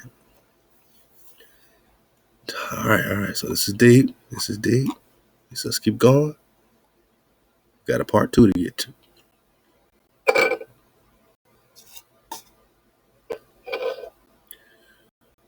PSPatton.com. Speculative fiction author, P.S. Patton, okay.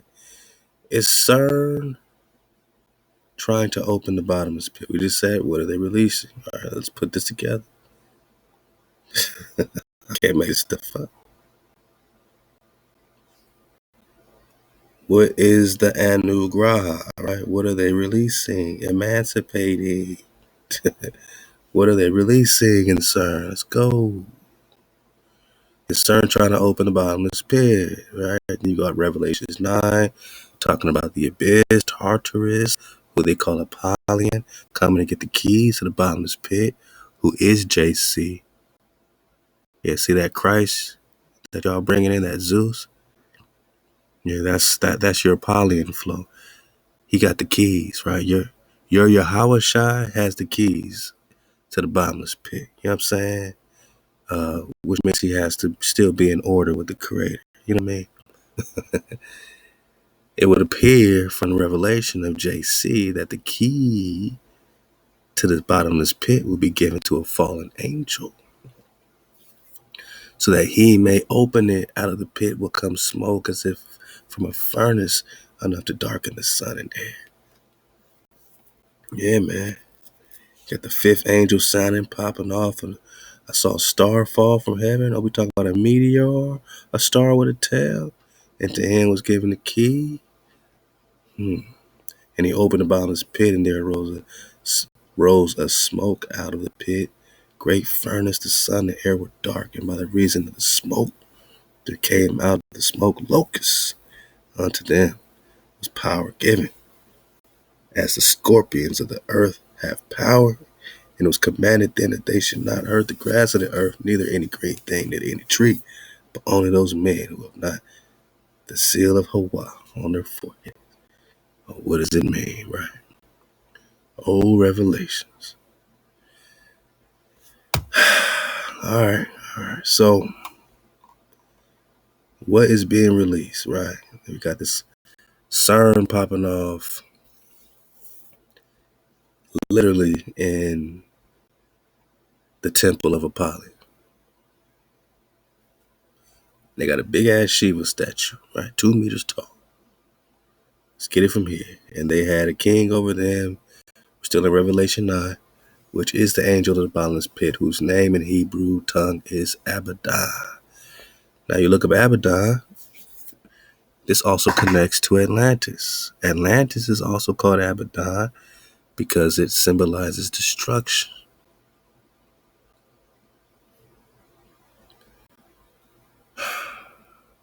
Atlantis, who's the god of Atlantis? Oh, Apollo.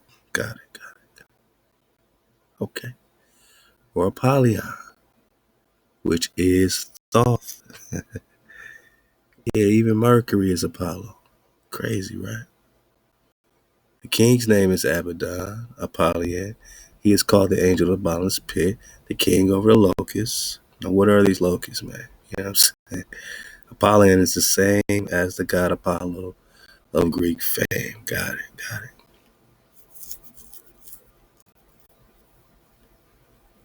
One notable example is the Hindu goddess Shiva, god or goddess, because it could be male or female, right? Just like the alchemical serpent with the Baphomet. just bursting into consciousness, right? Just getting released. And they're talking about God or this dance of destruction. You know what I'm saying? Yeah, there we go. And what's these kids doing here, man? What's the kids about? We're just talking sacrifices, man. Yeah, they got this as an actual statue in Detroit. Yeah. And we talked about the Baphomet Mahomet flow. Yeah. Thoth is in the center of it all.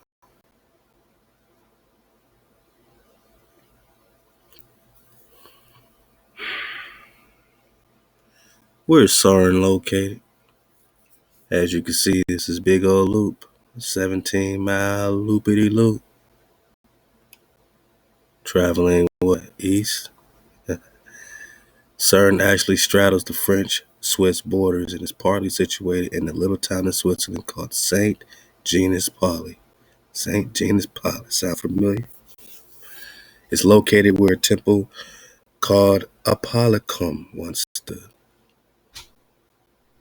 which was the temple of Apollo, and interesting enough, was believed to be the entrance to Tartarus, otherwise known as the bottomless pit. So all this bottomless pit flow seems to be popping off right under this 17-mile loopity-loop, having something to do with this space-time flow, and we're just trying to figure it out. What's it got to do with Apollo? What's it got to do with Apolliacum? Huh?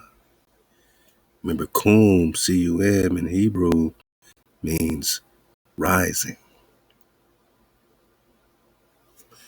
What's rising and what's getting released? What's getting emancipated, right? Is it a game that they just that all this is happening? You know what I mean? This Apollyon bottomless pit situation is all happening, and what are they releasing right underneath it? This ain't no play. Which the temple of Apollo, interesting enough, was believed to be the entrance to Tartarus, otherwise known as the bottomless pit or the abyss. Okay.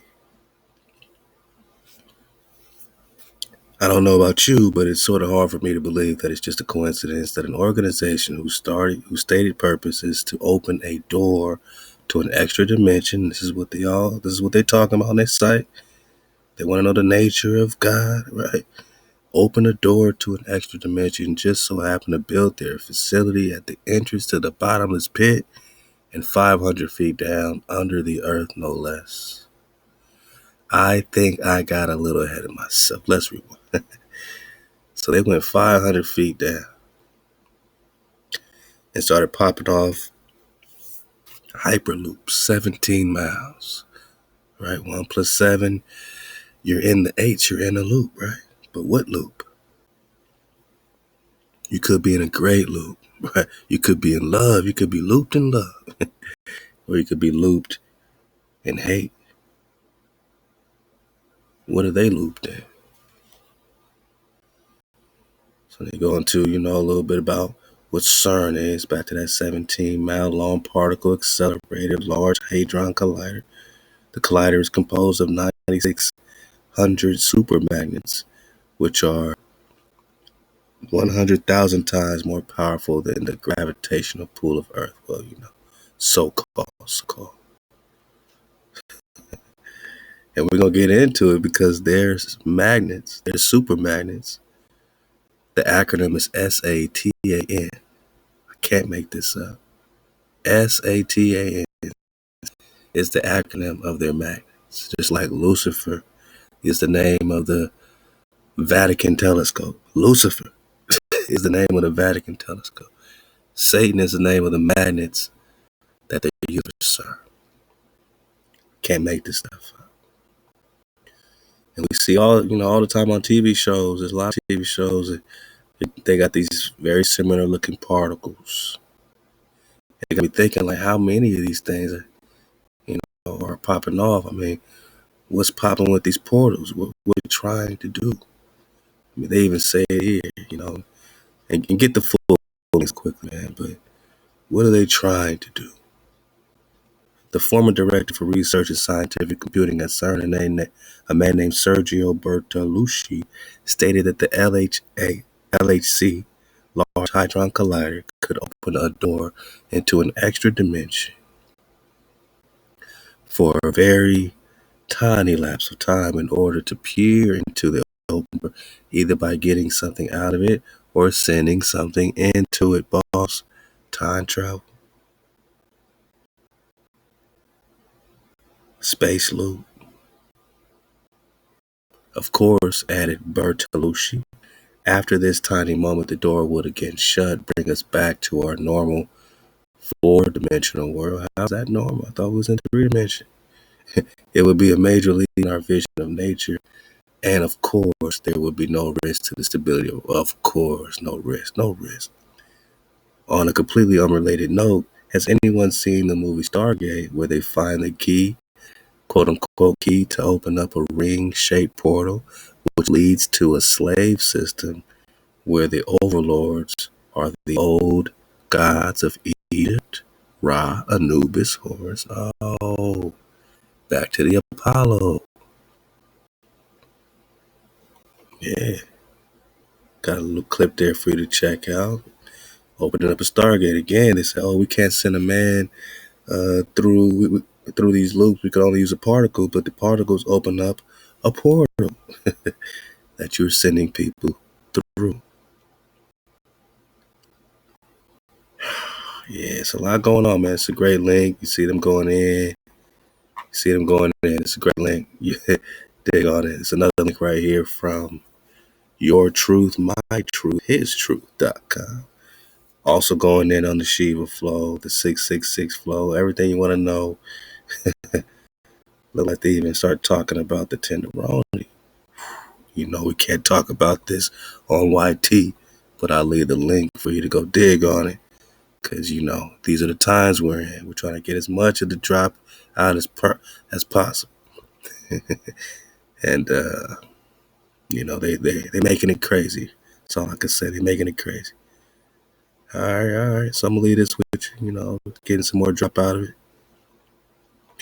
Going into the Shiva flow, the Revelation flow. And, of course, bringing demons through the abyss, the Apollo flow, because they built it on top, literally, of a bottomless pit. Told y'all that they've been popping off these dances, man. Okay. It's just some of the things they do.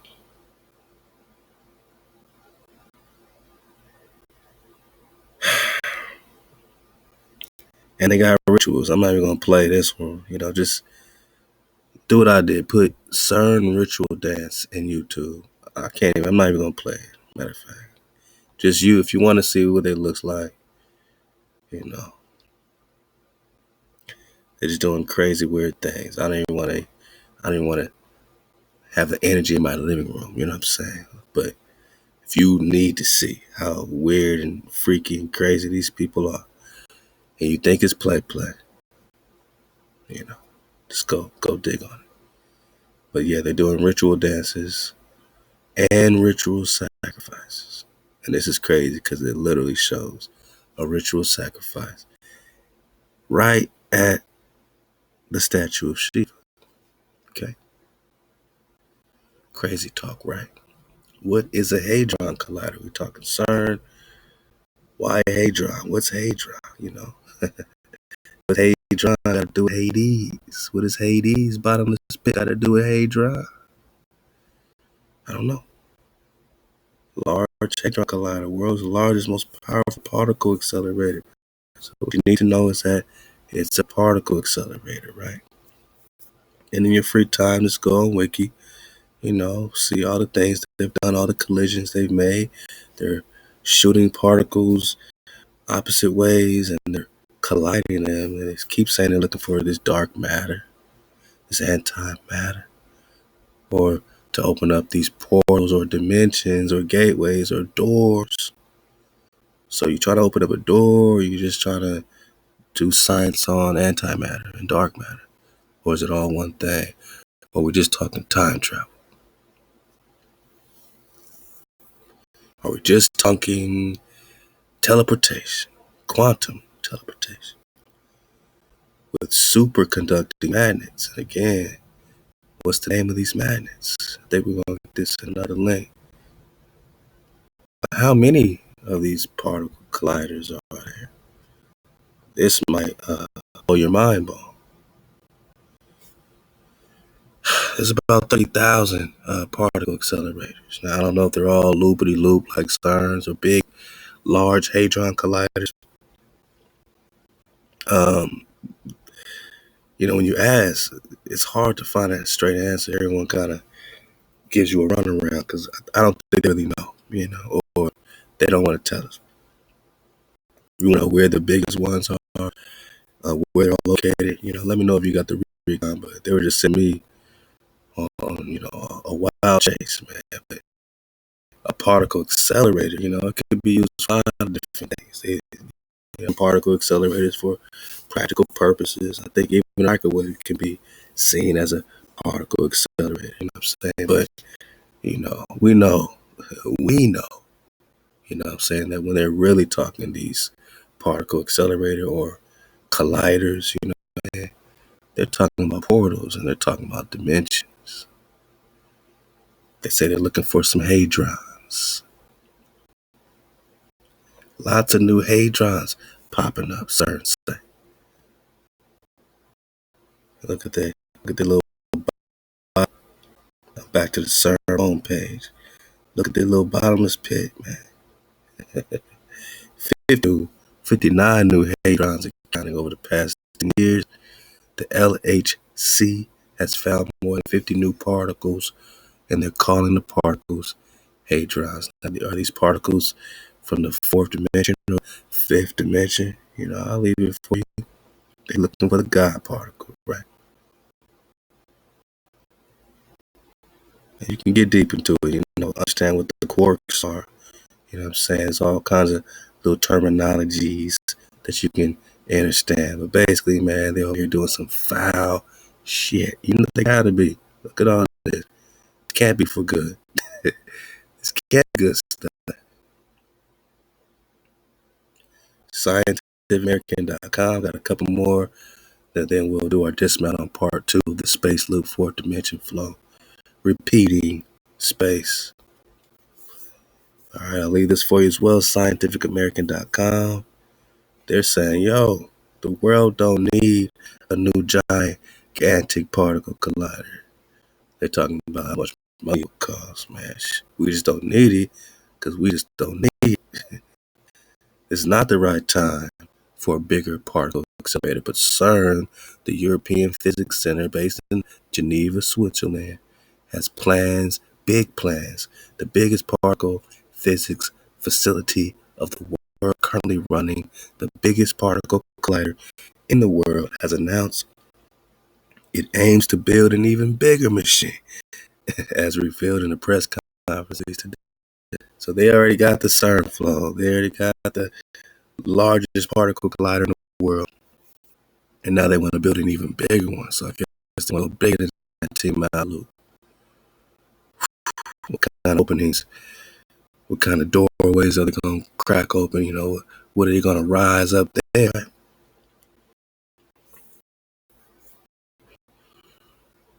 They always want to go bigger.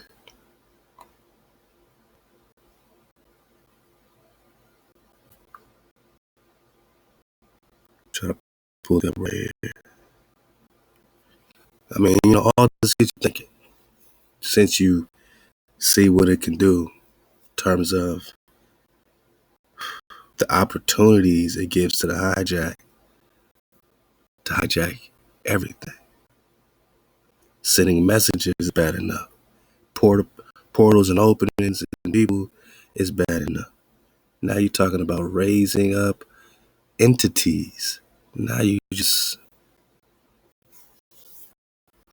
Another of these particle colliders is called SLAC. All right.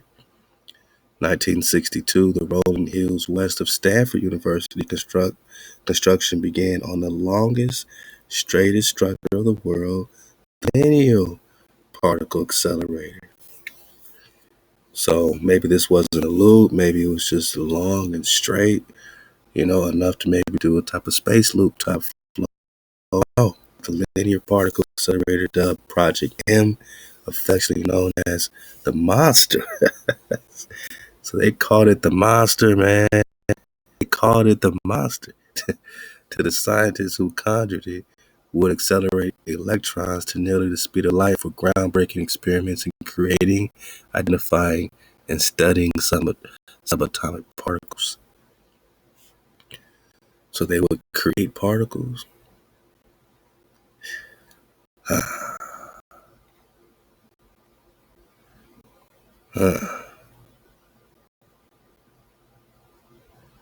There's a lot going on in the beam switch yard, April 17, 1963. All right, so you got this slack thing. I mean, you can keep going. You can recount all these type of facilities. And you can say, what did it have to do? I mean, they win in Nobel Prizes. Going crazy, right? This ain't no low-key stuff. The monster won Nobel Prizes. But did this monster also open up any portals, gateways, dimensions?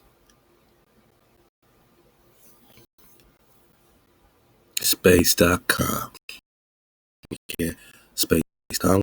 What are they saying about the Large Hadron Collider Particle Accelerator? What's space.com talking about these days? They all on their mouth, talking that yippity yap, that wing wag.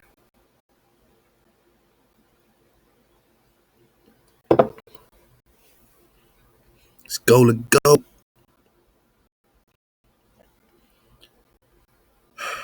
There we go. Apologies, y'all. Just they know niggas, sometimes ain't got a whole lot of attention span. They figure if they could slow us down, a few niggas might fall off and say, "Oh man, you know what? Man, I'm supposed to go eat my burrito, man. I'm tripping, man." Nah, man, we talking about Hadron Colliders. We still let's go. The Large Hadron Collider inside CERN's atom smash. So this is just straight from the horse's mouth type of stuff. The Large Hadron Collider is the biggest, most world, located in Switzerland. Okay, we got that.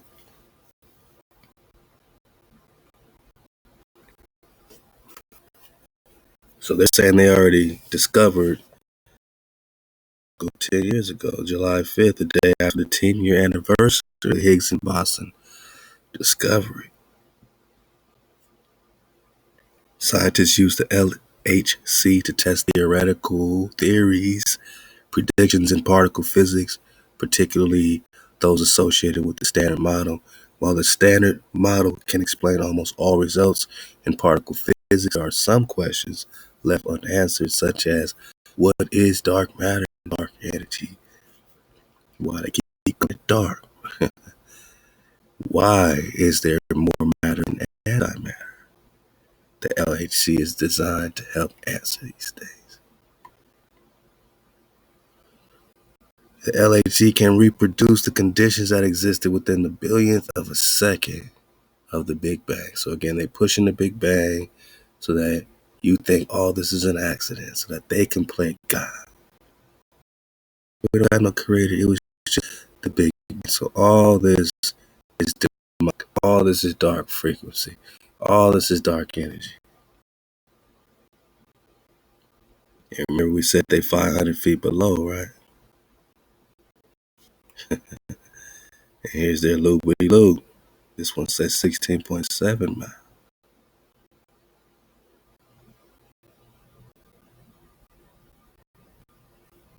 Yeah, man. These people built this stuff, man. Underground, right? Let's keep going.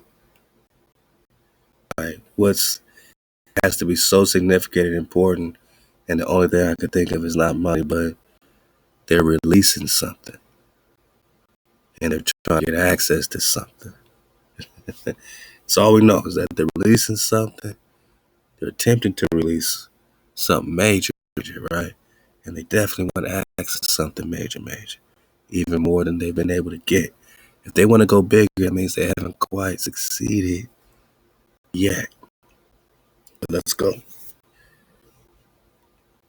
Large Hadron Collider switches on highest ever power level to look for dark matter. So July 5th, 2022, when highest ever power. What are they saying?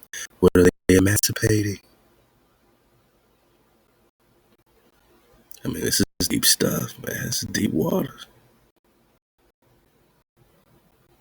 I mean, I'm just leaving these links for y'all to read, man.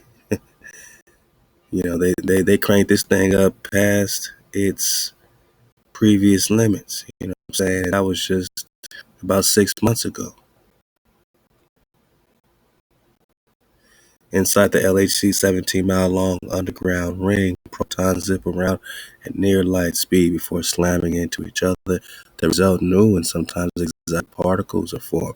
Exotic particles. Who gave you the authority to form brand new particles? And what do you do with these particles? What's it got to do with time travel? Y'all got the link. Let's go. You know, sometimes I go to the homie Yandex, man, because Google be on that play.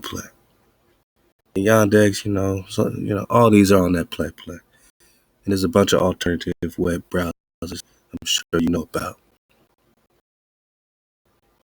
You know, even dropped when I asked about how many of these particle colliders, you know what I'm saying, how many exist. Even they were kind of shaky with the answer a little bit. I was a little surprised,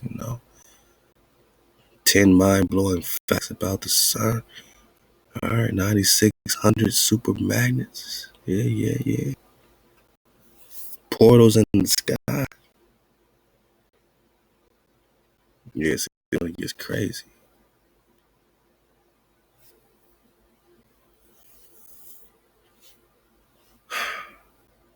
So what are they raising? What are they emancipating? And what has it got to do with portals in the sky as we make our dismount? What's it got to do with being on the clock? What's it got to do with the orientation east and west? Back to the future, to the past.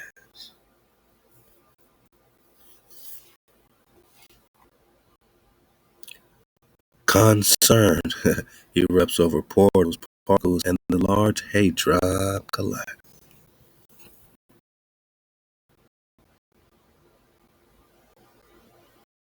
It's an article by Miriam Heinian. What are the implications of smashing particles together at such high speeds? Is CERN responsible for the Mandela effects? I mean, that's my man Orion Daystar on IG, man. He's on Mandela flow because we seeing deer with fangs, deer with gills, and all kind of animals. They say, like, oh yeah, no problem. Like, nah, these are for, this is another dimension. We've never seen deer with they call them vampire deer. with fangs? Nah, man. Nah. That ain't got nothing to mention, right? But it's like they're looping our dimensions on top of dimensions. Now we seeing two suns, boss. Two suns. But is CERN responsible? What are the facts and theories about portals and particles 10 years after the European Organization for Nuclear Research, or Conseil European pour la, blah, blah, blah, CERN, discovered the Higgs boson God particle? Their Large Hadron Collider started smashing protons together at unprecedented energy levels. The highest one was 6 months ago, cause their quest is to reveal more secrets about how the universe works. They want the nature of God, right? The world's largest and most powerful collider occupies a circular underground tunnel, right? 17 miles, all right. Now, the collider is buried 574 feet underground and features a 145,000 miles of cable. Started back in April 2022. after a 3-year break for upgrades in preparation for its third run. On July 5th, CERN started a brand new experiment whereupon the LHC started running around the clock collecting data. So just running around the clock. The data collection effort will continue for the next 4 years at a record energy of 13.6 trillion electron volts, slightly higher than in run 2, which reached 13 trillion electron volts. All right. We'll then stop again for 3 years and fire it once more in 2029. Uh-oh. What are they telling us, Paul? What's happening in 2029, Paul? Huh? The LHC has cost $9.2 billion so far. Taxpayer money, so you pay for this. Oh, man. They want to probe dark matter, dark energy, and some more mysteries. Yeah, man, what's all this got to do with plasma, man? Huh? Quark, glue, and plasma. What's plasma about? There's a lot of mystery about this antimatter. Reminds me of antimatter in the Blue Marvel, man. You already know we Blue Marvel. This ritual stuff. Holding a little baby goat, baby lamb. These are CERN. This is CERN stuff. Okay. This is CERN stuff. With particle acceleration, we are able to sometimes identify surrounding particles that belay the existence of what we know we are looking for, and sometimes for a brief moment even actually identify the particle itself before it decays or changes form. So we can see the things we normally weren't able to see. Black hole portals to hell? Uh-oh. Yeah. Even Hollywood's been talking about it, man. Demons and angels, man. Man-made magnetic fields. You know, I'm just browsing, man. Y'all dig on it. I mean, the list goes on and on with the possibilities.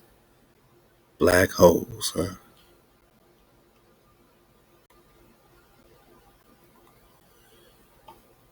What are they emancipating? Again, what is Hadron got to do with Hades? Just put that in for fun in your Google and see where that takes you. Hades experiments. Uh-oh.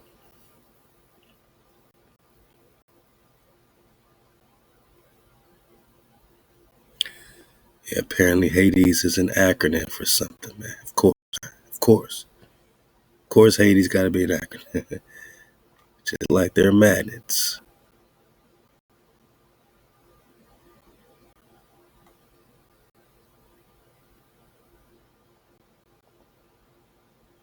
High acceptance D electron spectrometer is Hades? Come on, man. These people crazy with these acronyms. High acceptance D electron spectrometer. Oh, we'll call it Hades. These people crazy.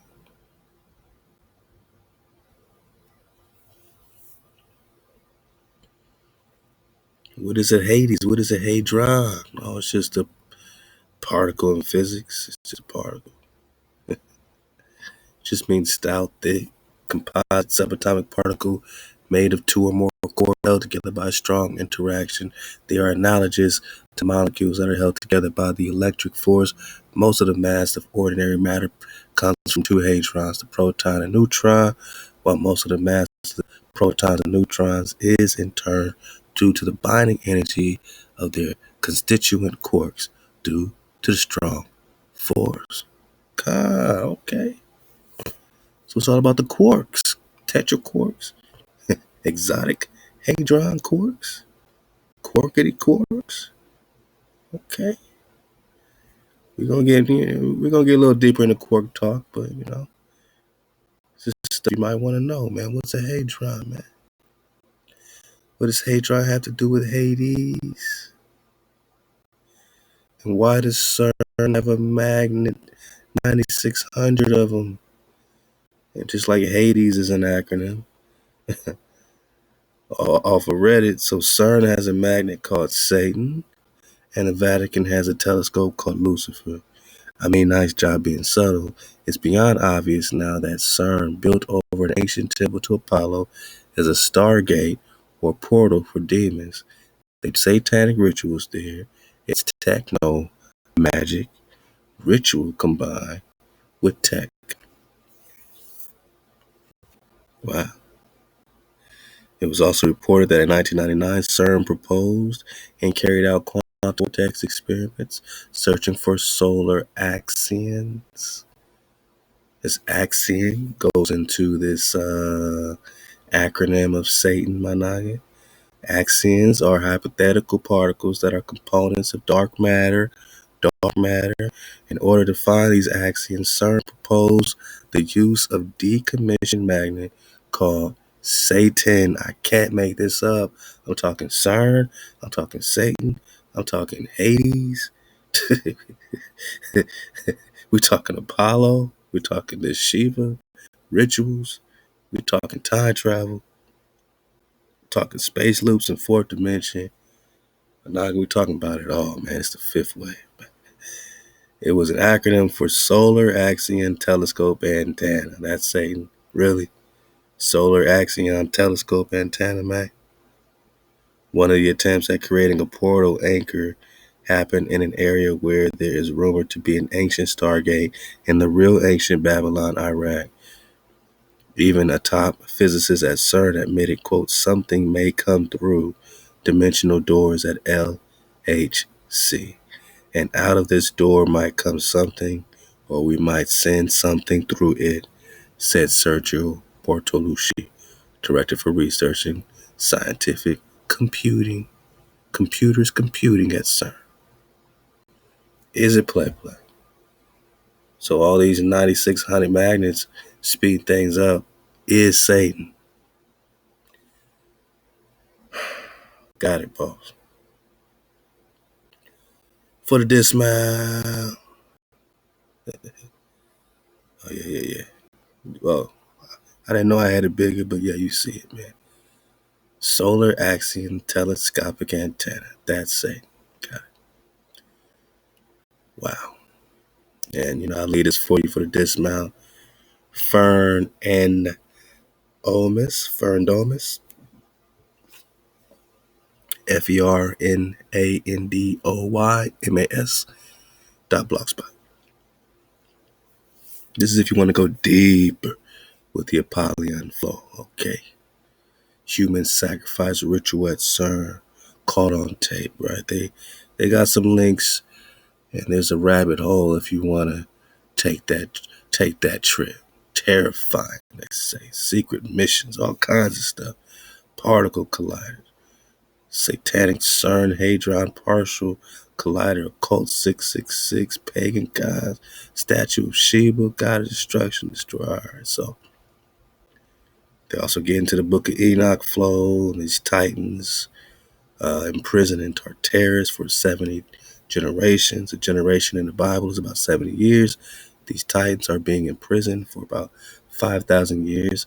Apollyon, the destroyer, the bottomless pit, Large Hadron Collider. What I found kind of startled me.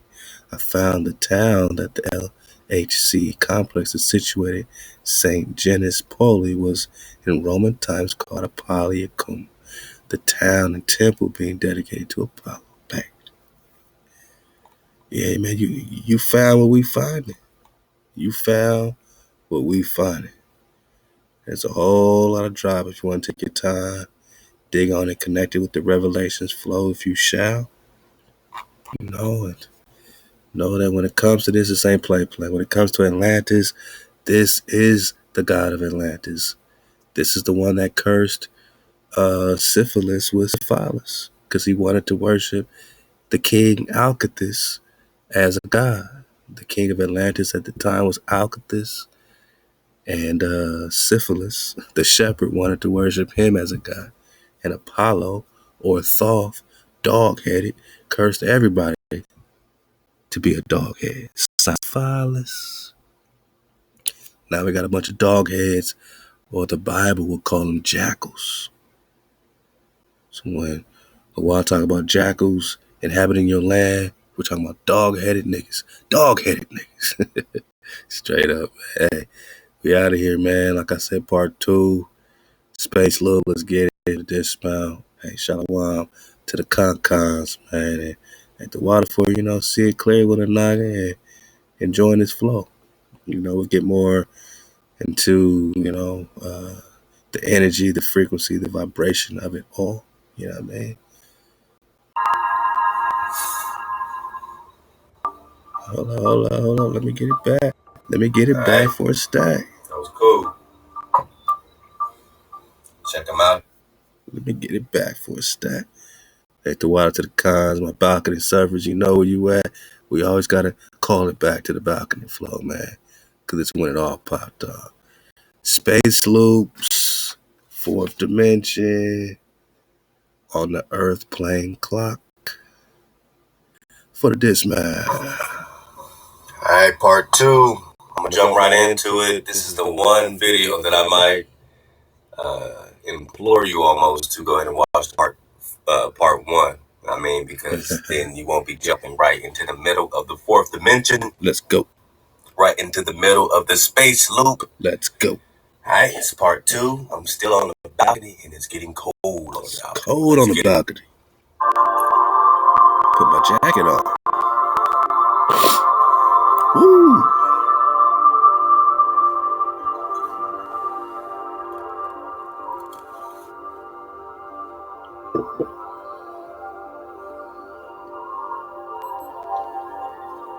Do you see clearly?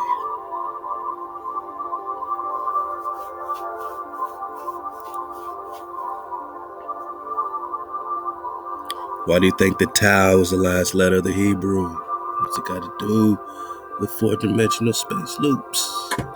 Interaction of matter in the 4th dimension.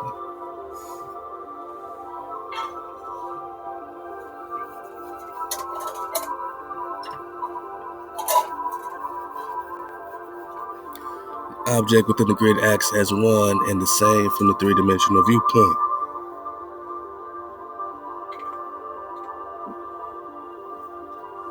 In the 4th dimension, however, the object acts as 4th dimensional structure consisting of itself.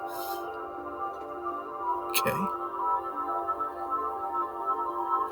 Whereas each 4th dimensional object has its own influence on the 4th dimensional construct depending on its location within the grid.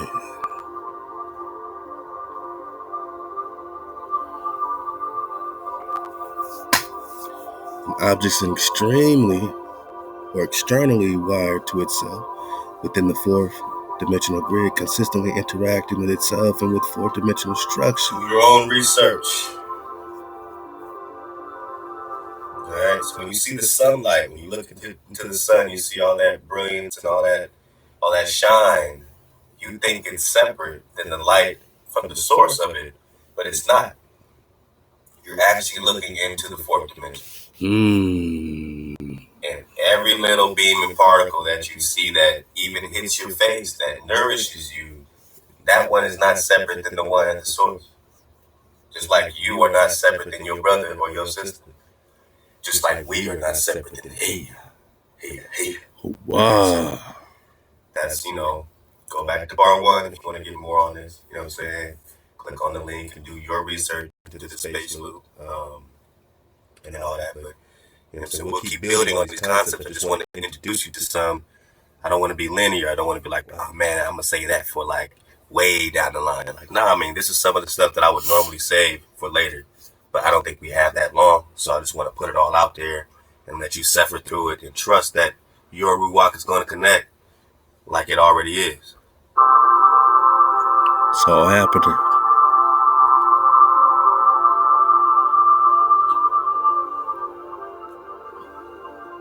It's all happening. Already connected.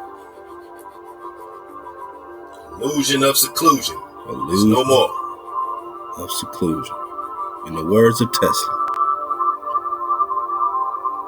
every living being is an engine geared to the will work of the universe. Pause it because it's worth reading. Oh, you gonna get it, Dropper? It's cold on the balcony. Oh, you put the jacket on, young Drop? Okay. Right. Yeah, man. Thank you, bro. Again, you know what I'm saying? Your man Tesla. My man Tesla. Anybody down with free energy, I'm cool with, man. I just got to be honest with you. Pop off, He said Dropper. every living being is an engine. Every living being is an engine geared to the will work of the universe.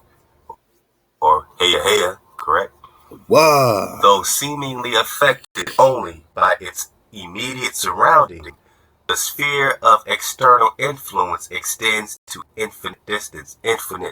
So your sphere of influence extends to infinite distance. What you do affects your brother. What you do affects your family. Infinite distance. Like, we in 2016 here, right? Young Drop saying, hey. 2023, you know what I'm saying? Khan saying, HaWah, right? Because we have connected a few more things as to, you know, what predates what comes first. We want to get back to the beginning. We can know that they give us Heya, and, you know, Heya means what? Breath, existence. But, you know, all that's coming after a swerving. So before the swerving, before they changed it to a Yah, we know we had a Wah. Now, there's no separation between the balcony surface and the 2023 brand new wave surface. It's all one thing, you know what I'm saying? But, you know, you can see that, you know, throughout the way, throughout the journey, you know what I'm saying? You're picking up the details. So what are they sending back and forth with the CERN? Are they sending the details, right? And with those details being put in the past, how does that turn around and affect the future? You know, we had to do the recon, you know. I can't jump on the balcony right now and go back to 2016 and say, yeah, but drop a, check this out. You know what I'm saying? Check out how, hey, drop, go back in the past, drop, you know. I can give me the etymology, you know, at that time, you know, that I could give today, man. Let us find the truth for this great website, man. You know, he introduced us to the site. Let us find the truth, man. And, you know, we started digging on what they were putting out, and wave servers already know this by now, but this is how it all connects. Before they turn it into a Yahweh backwards to curse is how W Wah. But yeah, they take it from an hypothetical reconstruction of your Yod Hey Vav Hey or Wah. They would even turn this to a Vav now, right? But it's a Wah. You take off the Y and you just have the HaWah. Why? Because based on the assumption that the tetragrammaton is the imperfected, which means it's not perfect. So whatever they got here couldn't have been perfect. It's based on the assumption, hypothetical reconstruction, that the tetragrammaton is the imperfective of the Hebrew word HaWah. So they didn't get it perfect. They didn't get the HaWah perfect. They got an imperfective of the Hebrew verb HaWah, which is the earlier form of Heya. HaWah is the earlier form of Heya. Is, in a sense of the one who is the existing. So HaWah says in Exodus 3, I tell the people, I am that I am. I am has sent you. I am is existing, to be. I am, I exist. That's the primitive Hebrew verb HaWah. But in the concordance, they're just going to give you Heya. They're going to give you that, but not the earlier form, HaWah. Because the Hebrew verb HaWah, earlier form of Heya, in the sense of the one who is the existing. Now, that's a message I would love to pass back to 2016 as we were just popping off, but we needed the journey to HaWah. We needed to search for HaWah. We needed to seek HaWah. We couldn't expect them to give us HaWah in the Strong's Concordance. Do you think they can write the name HaWah in the Concordance? Do you think they can give you that? You have to go digging to get the earlier form.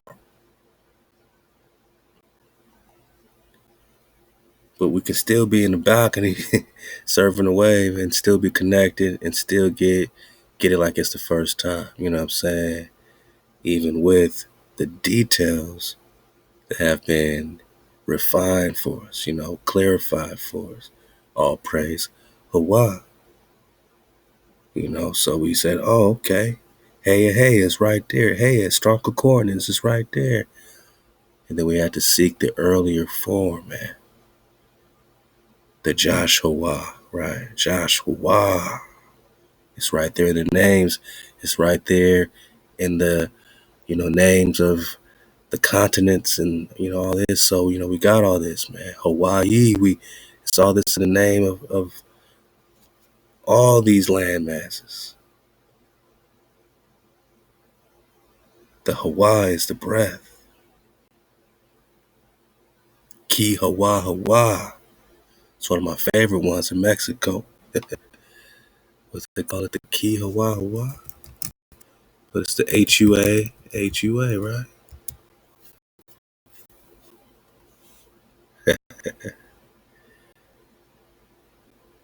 And look at that. The Chihuahua.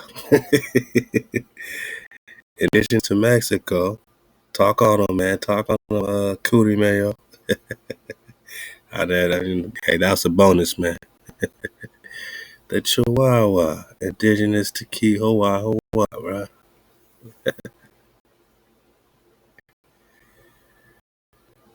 But isn't Ki HaWah HaWah? Oh, yeah, there we go. Thank you, man. I knew it was an actual city,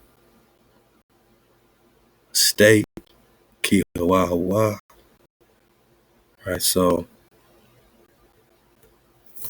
HUA, HAWA. We see the creator's name, we see HaWah's name, the key, right? Like Chicago, love to my sister Copper,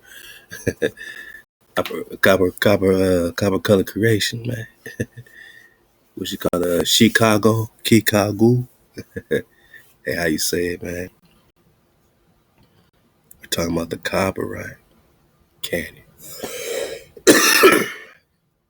All right, man. I'm out of here, man, for the dismount, man. But Allah, this is how we got here. And like he's saying, you know, like Young Drop saying over here, man, it's all one thing, man. It's all happening and it's all connected.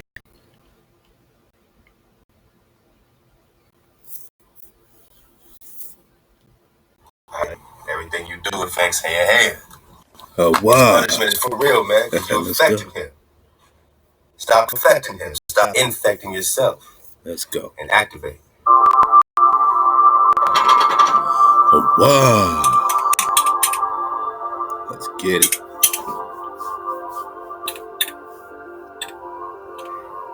Every living being. I gotta get that. So we came here for.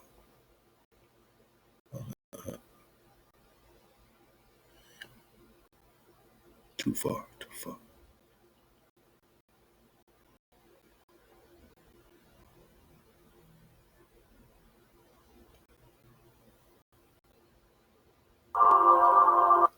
Every little being is an engine geared to the will work of the universe though seemingly affected only by its immediate surrounding. Every little being is an engine geared to the will work of the universe, though seemingly affected by its immediate surrounding. The sphere of external influence extends to infinite distance. God.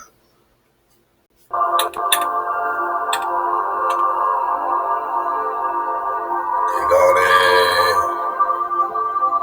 drop nation. I mean, Got the drop. what you doing now, my Naga affects what you doing, the choices you make in choosing up affects the whole earth plane. It affects all of Nagaville. You just don't see it, you don't understand it completely, but just know. And that fourth, fifth dimension, it's all connected. It's all happening. They all feel it accordingly. All processes we experience are four-dimensional, at least.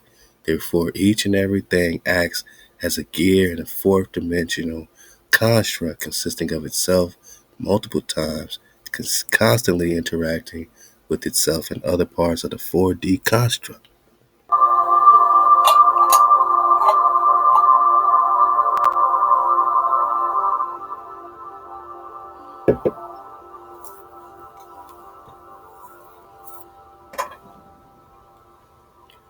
Distribution of light, field of vision, range of vision, horizon line, perspective in general are four-dimensional processes as they are the result of the light or source interacting with itself within the 4D construct.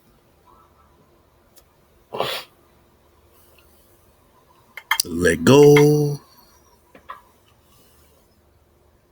Search it yourself. Surf the wave. Surf the wave.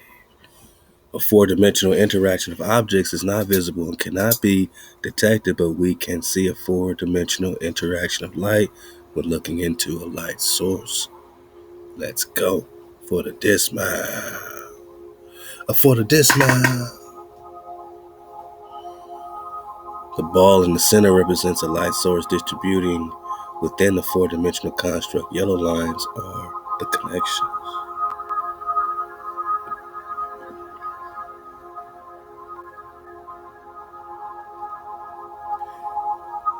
How's it look like in real life?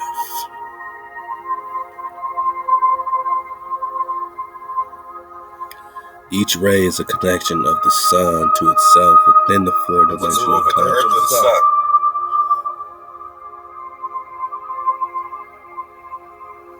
You're following the sun moving around you.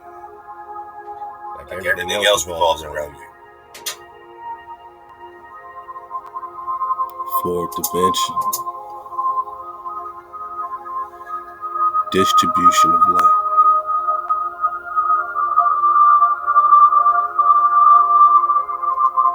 Do you understand?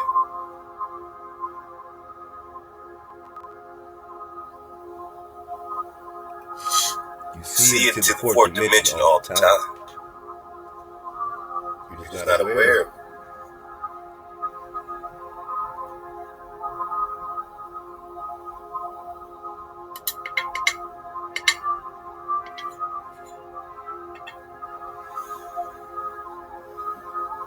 All you gotta be is aware. All you gotta do is believe. He's beginning to believe.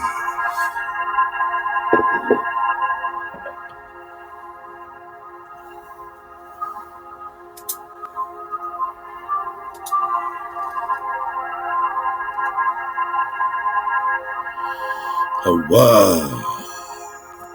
Do you see clearly? And why'd they flip the map?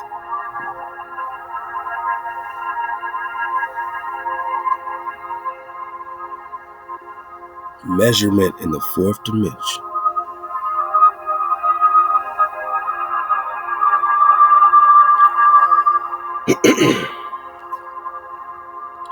Three-dimensional coordinates, length, width, height can no longer be used for localization within the fourth dimensional construct. The measurement to localize within the fourth dimension is angles. Remember, angels move in angles. Each specific location of an object within the construct is determined by the angle.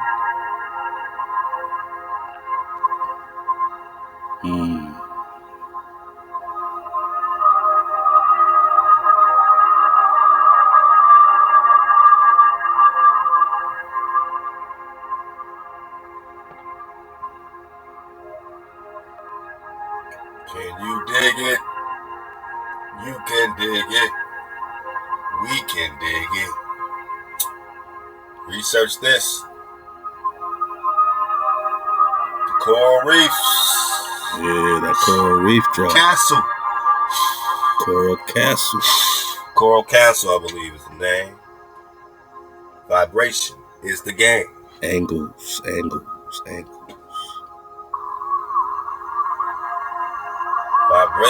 is the game.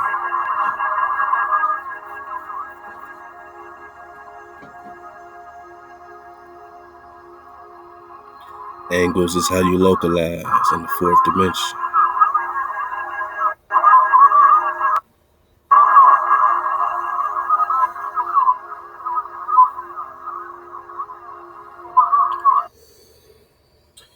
Reminds me of my man Tahuti, your man Thoth, Eye of Ra, huh? Talk on it. The man with the wisdom, the mastery, the scribe. Tutmosis III, Hermes, Mercury, the Emerald Tablets, Atlantis, so-called Egypt. See, there's no such thing as Egypt. Egypt is Atlantis. And Kemet is Kemet. Atlantis is not Kemet. Egypt is not Kemet. Kemet is not Egypt. Those fallen angels came and infected our native land with their harmonics and put us in space and time with their harmonics. And then they did the same thing to our melanated family in Kemet, which is why the pyramids are older here. But Atlantis was sunk, and then they went there. So the story goes.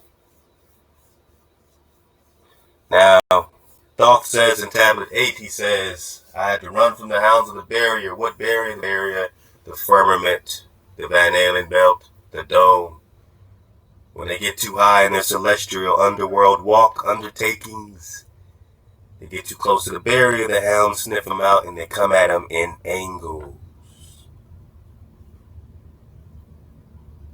And they say to avoid, these hounds are bound by these angles, so to avoid them, they have to circle them. They have to go in circular patterns or circle the square. Bang. So they go in these circular patterns, these go in angles. Because in angles, you're... Right, there's a science to how you're moving. Boom, boom, boom, boom, boom. They're doing circles. They're just swirling and circling, trying to get away from these hounds approaching in angles. The Most High's angels get at them in angles. They have to circle the square to be free for a second, or the hounds will catch them and hold their souls unto judgment.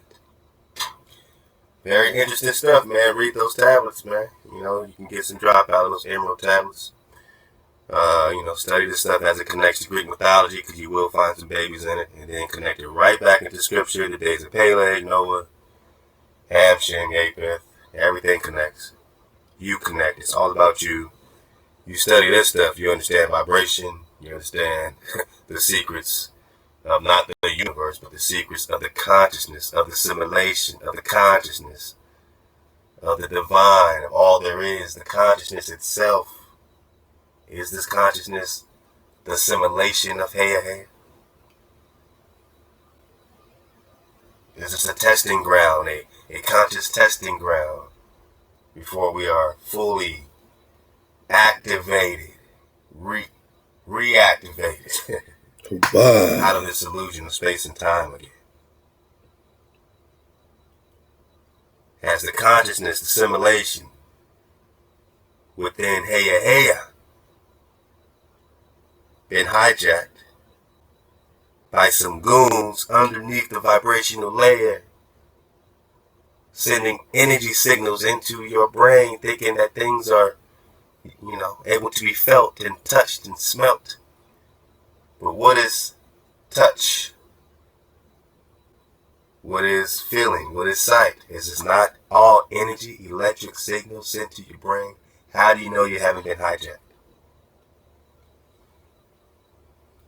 By the illusion of seclusion, by this 440 hertz, by these cell phone towers. by the 440 coming out of your radio and TVs constantly, cutting you off from the higher heavens, the higher frequencies that will wake you up. Cutting us off from being a nation. Reconnect your 12 strands. Whoa.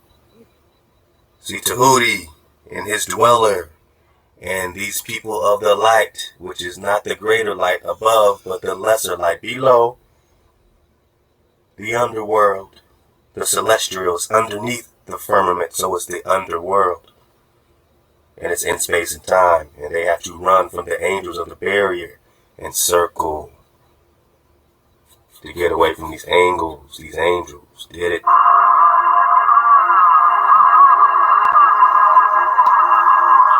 Dig on that. The fourth dimensional construct is not geographical and does in no way represent the idea of duplicate universe. Instead, the fourth dimension can be referred to as a property of space, while the infinite construct is contained within the three-dimensional cube as a fourth dimensional or a fourth dimension of that same space, man. Dig on it. Yeah.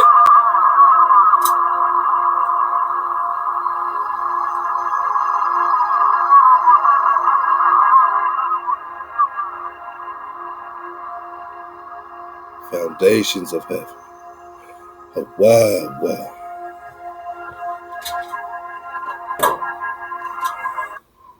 See that rectangle?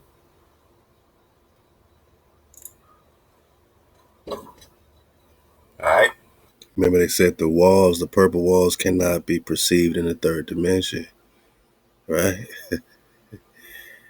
What's it got to do with the firmament, man? So imagine you put a tent from here and connected the top of the tent from here to here. That's a good depiction of a probability of your habitat. The best I can do. The best I can do right now. Except, of course, this will be the, some land here, and then there'll be the Arctic Circle, and then some more land outside here, all the way to the ends. You know what I'm saying? That will be your firmament, where there's waters above, waters below, all kinds of stuff. Stars are within the firmament. All right. God.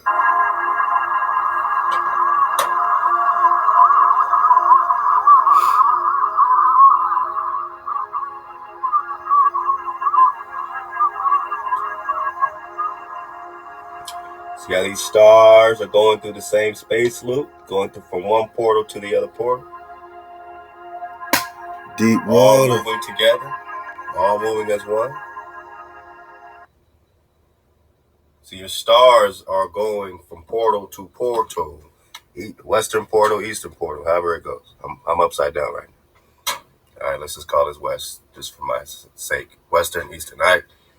So they go through kind of like a covering, like a chandelier, but it might be, instead of just, it might be kind of going, some type of straight.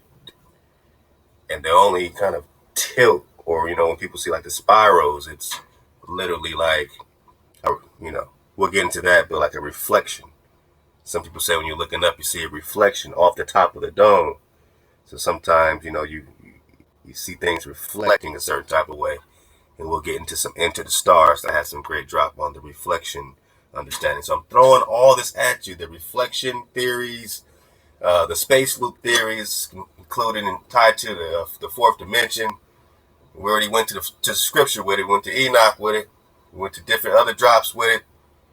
So a lot of things are being tied, and I'm just trusting that it's going to hook, line, and sinker, you know what I'm saying, for all of you at the right time.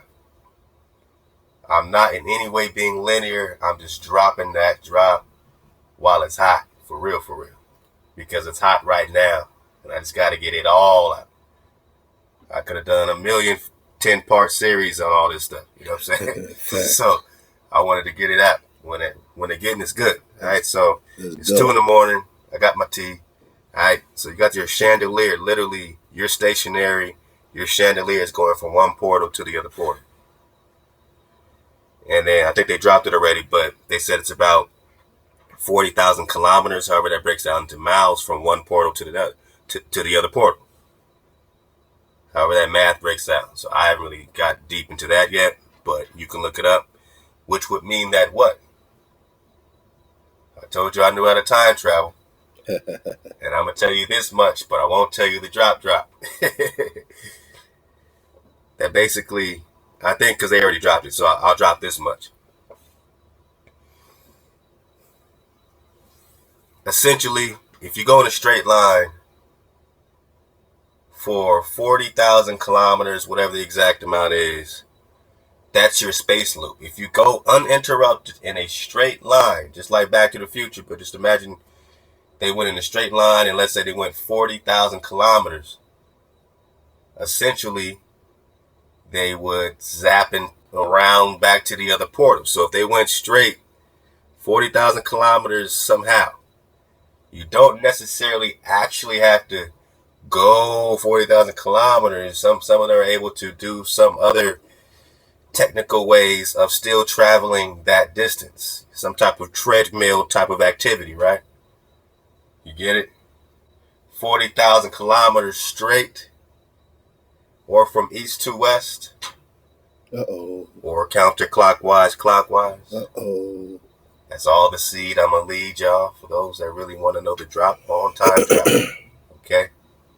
So essentially going from 40,000 kilometers, you can space loop from one portal to the other portal. So whether it's 40,000 kilometers, I heard it broken out with the 12,000 miles. I thought it was this video. I'll have to find that other one. This one's pretty much breaking it into like a little over 25,000 miles or something like that. You know what I mean? So do the math, man. I don't know, man. It's a theory, right? But is it all happening? And this was back in 2016 when Nagas was digging on this. Meaning you can go backwards and forwards in this illusion or this grid that's an artificial grid, but you can use it. You know, it's set up where you can, you know, traverse time, because in reality there is no time, right? So it's a system set up where you can go backwards and forwards and all this other stuff, but in reality there is no time and everything's connected anyway. Bang.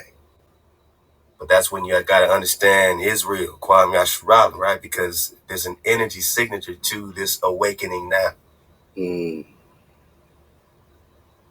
So everything's connected, and so are we, in a very specific vibration. That's why it always breaks back down to frequency, energy, vibration. God. The simplest things to understand your nation, your tribes, all have different energy signatures. The Most High breathed he breathed into the Ruach of Adam, right? He breathed his Ruach into your heritage. So that's his breath, his sound, his vibration went into you as a heritage. As a heritage, you have his vibration, and you pass it from father to son, seed to seed, energy to energy. That's why it's so important to understand your habitat, because it's all related. Hey, all right? So check out this cool chandelier. Let's go.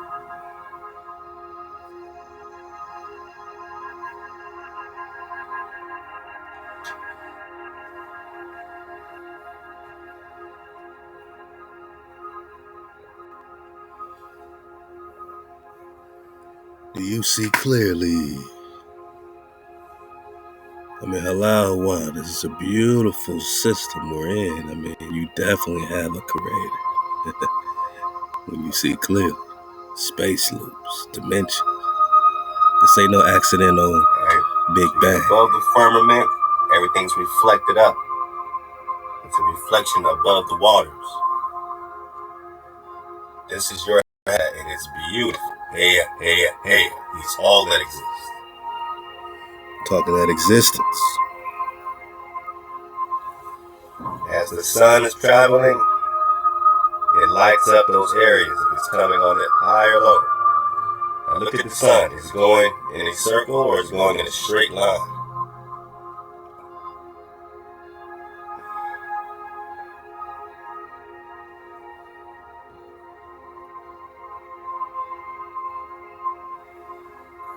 It's literally staying level and it's going in a straight line. Your law of perspective makes it look like it's rising and setting.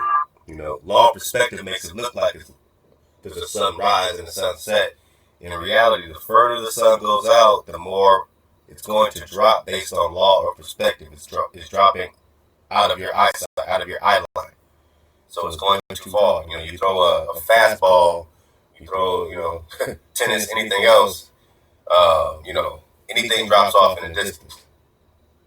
Anything in the distance is going to drop off because you can only see so far.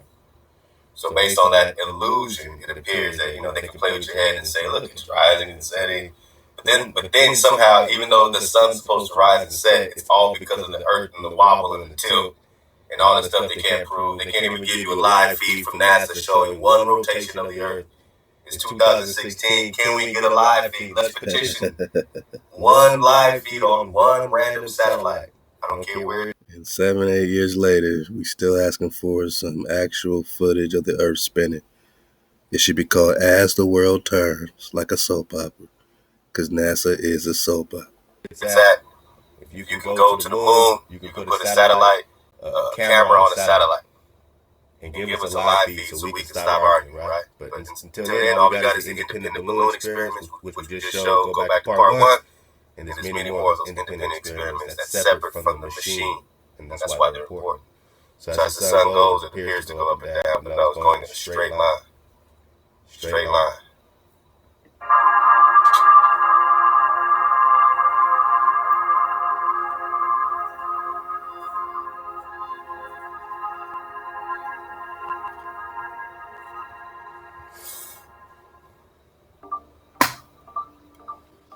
Now, of course, that would all depend. That would all depend on the map projection. If you have the AE, a straight line, wouldn't be enough to, it would have to be a circuit to hit all the land areas. You know what I'm saying? If it's more of the spread out Mercator flow, then maybe that makes more. Maybe that can compute more. You know what I'm saying? But this is what we don't know. And some said even the those type of charts we were just showing, like the time chart, the Gleason time chart, have a lot to do with some of this Aztec flow. You know what I'm saying? Ahab to my naga that broke this down. I can't remember names right now, but y'all popping off in the comments, man. In the drop chatter. Chat.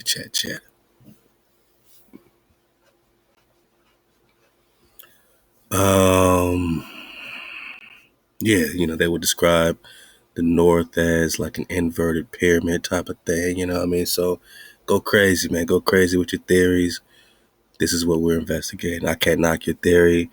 You can't knock what we theorizing, you know what I'm saying? Because it's an investigation. It's something that takes, a lifetime of recon, lifetimes of recon to get our energy back, to get our awareness back, to activate again, man. I hope y'all enjoyed, man, tuning in and tuning up, man, just surfing the wave, digging on Hadron colliders, time machines, you know what I'm saying, space, time travel, space loops, 4 dimensions on an Earth plane clock, because this time chart seems to be, really playing more and more, man. So in a projection like this, the space loop, it'll have to be explained kind of on this particular projection, you know what I'm saying? Because a sun going straight across, you're missing everything. Or are you? Maybe you pop out and you come across this way. Maybe you don't miss nothing. You just do it like a Xerox machine, man, popping out the windows and different. I don't know. We don't know. But it appears you were born into time, right? Sin, right? How do you get off the clock? How do you control the clock? Huh? Hey, maybe that's a conversation for another time. But the water to my cons, man. The priesthood for asking the right questions. Because we never appear to have the answers, man. Just the right questions. Shalom to the cons. Halal, HaWah.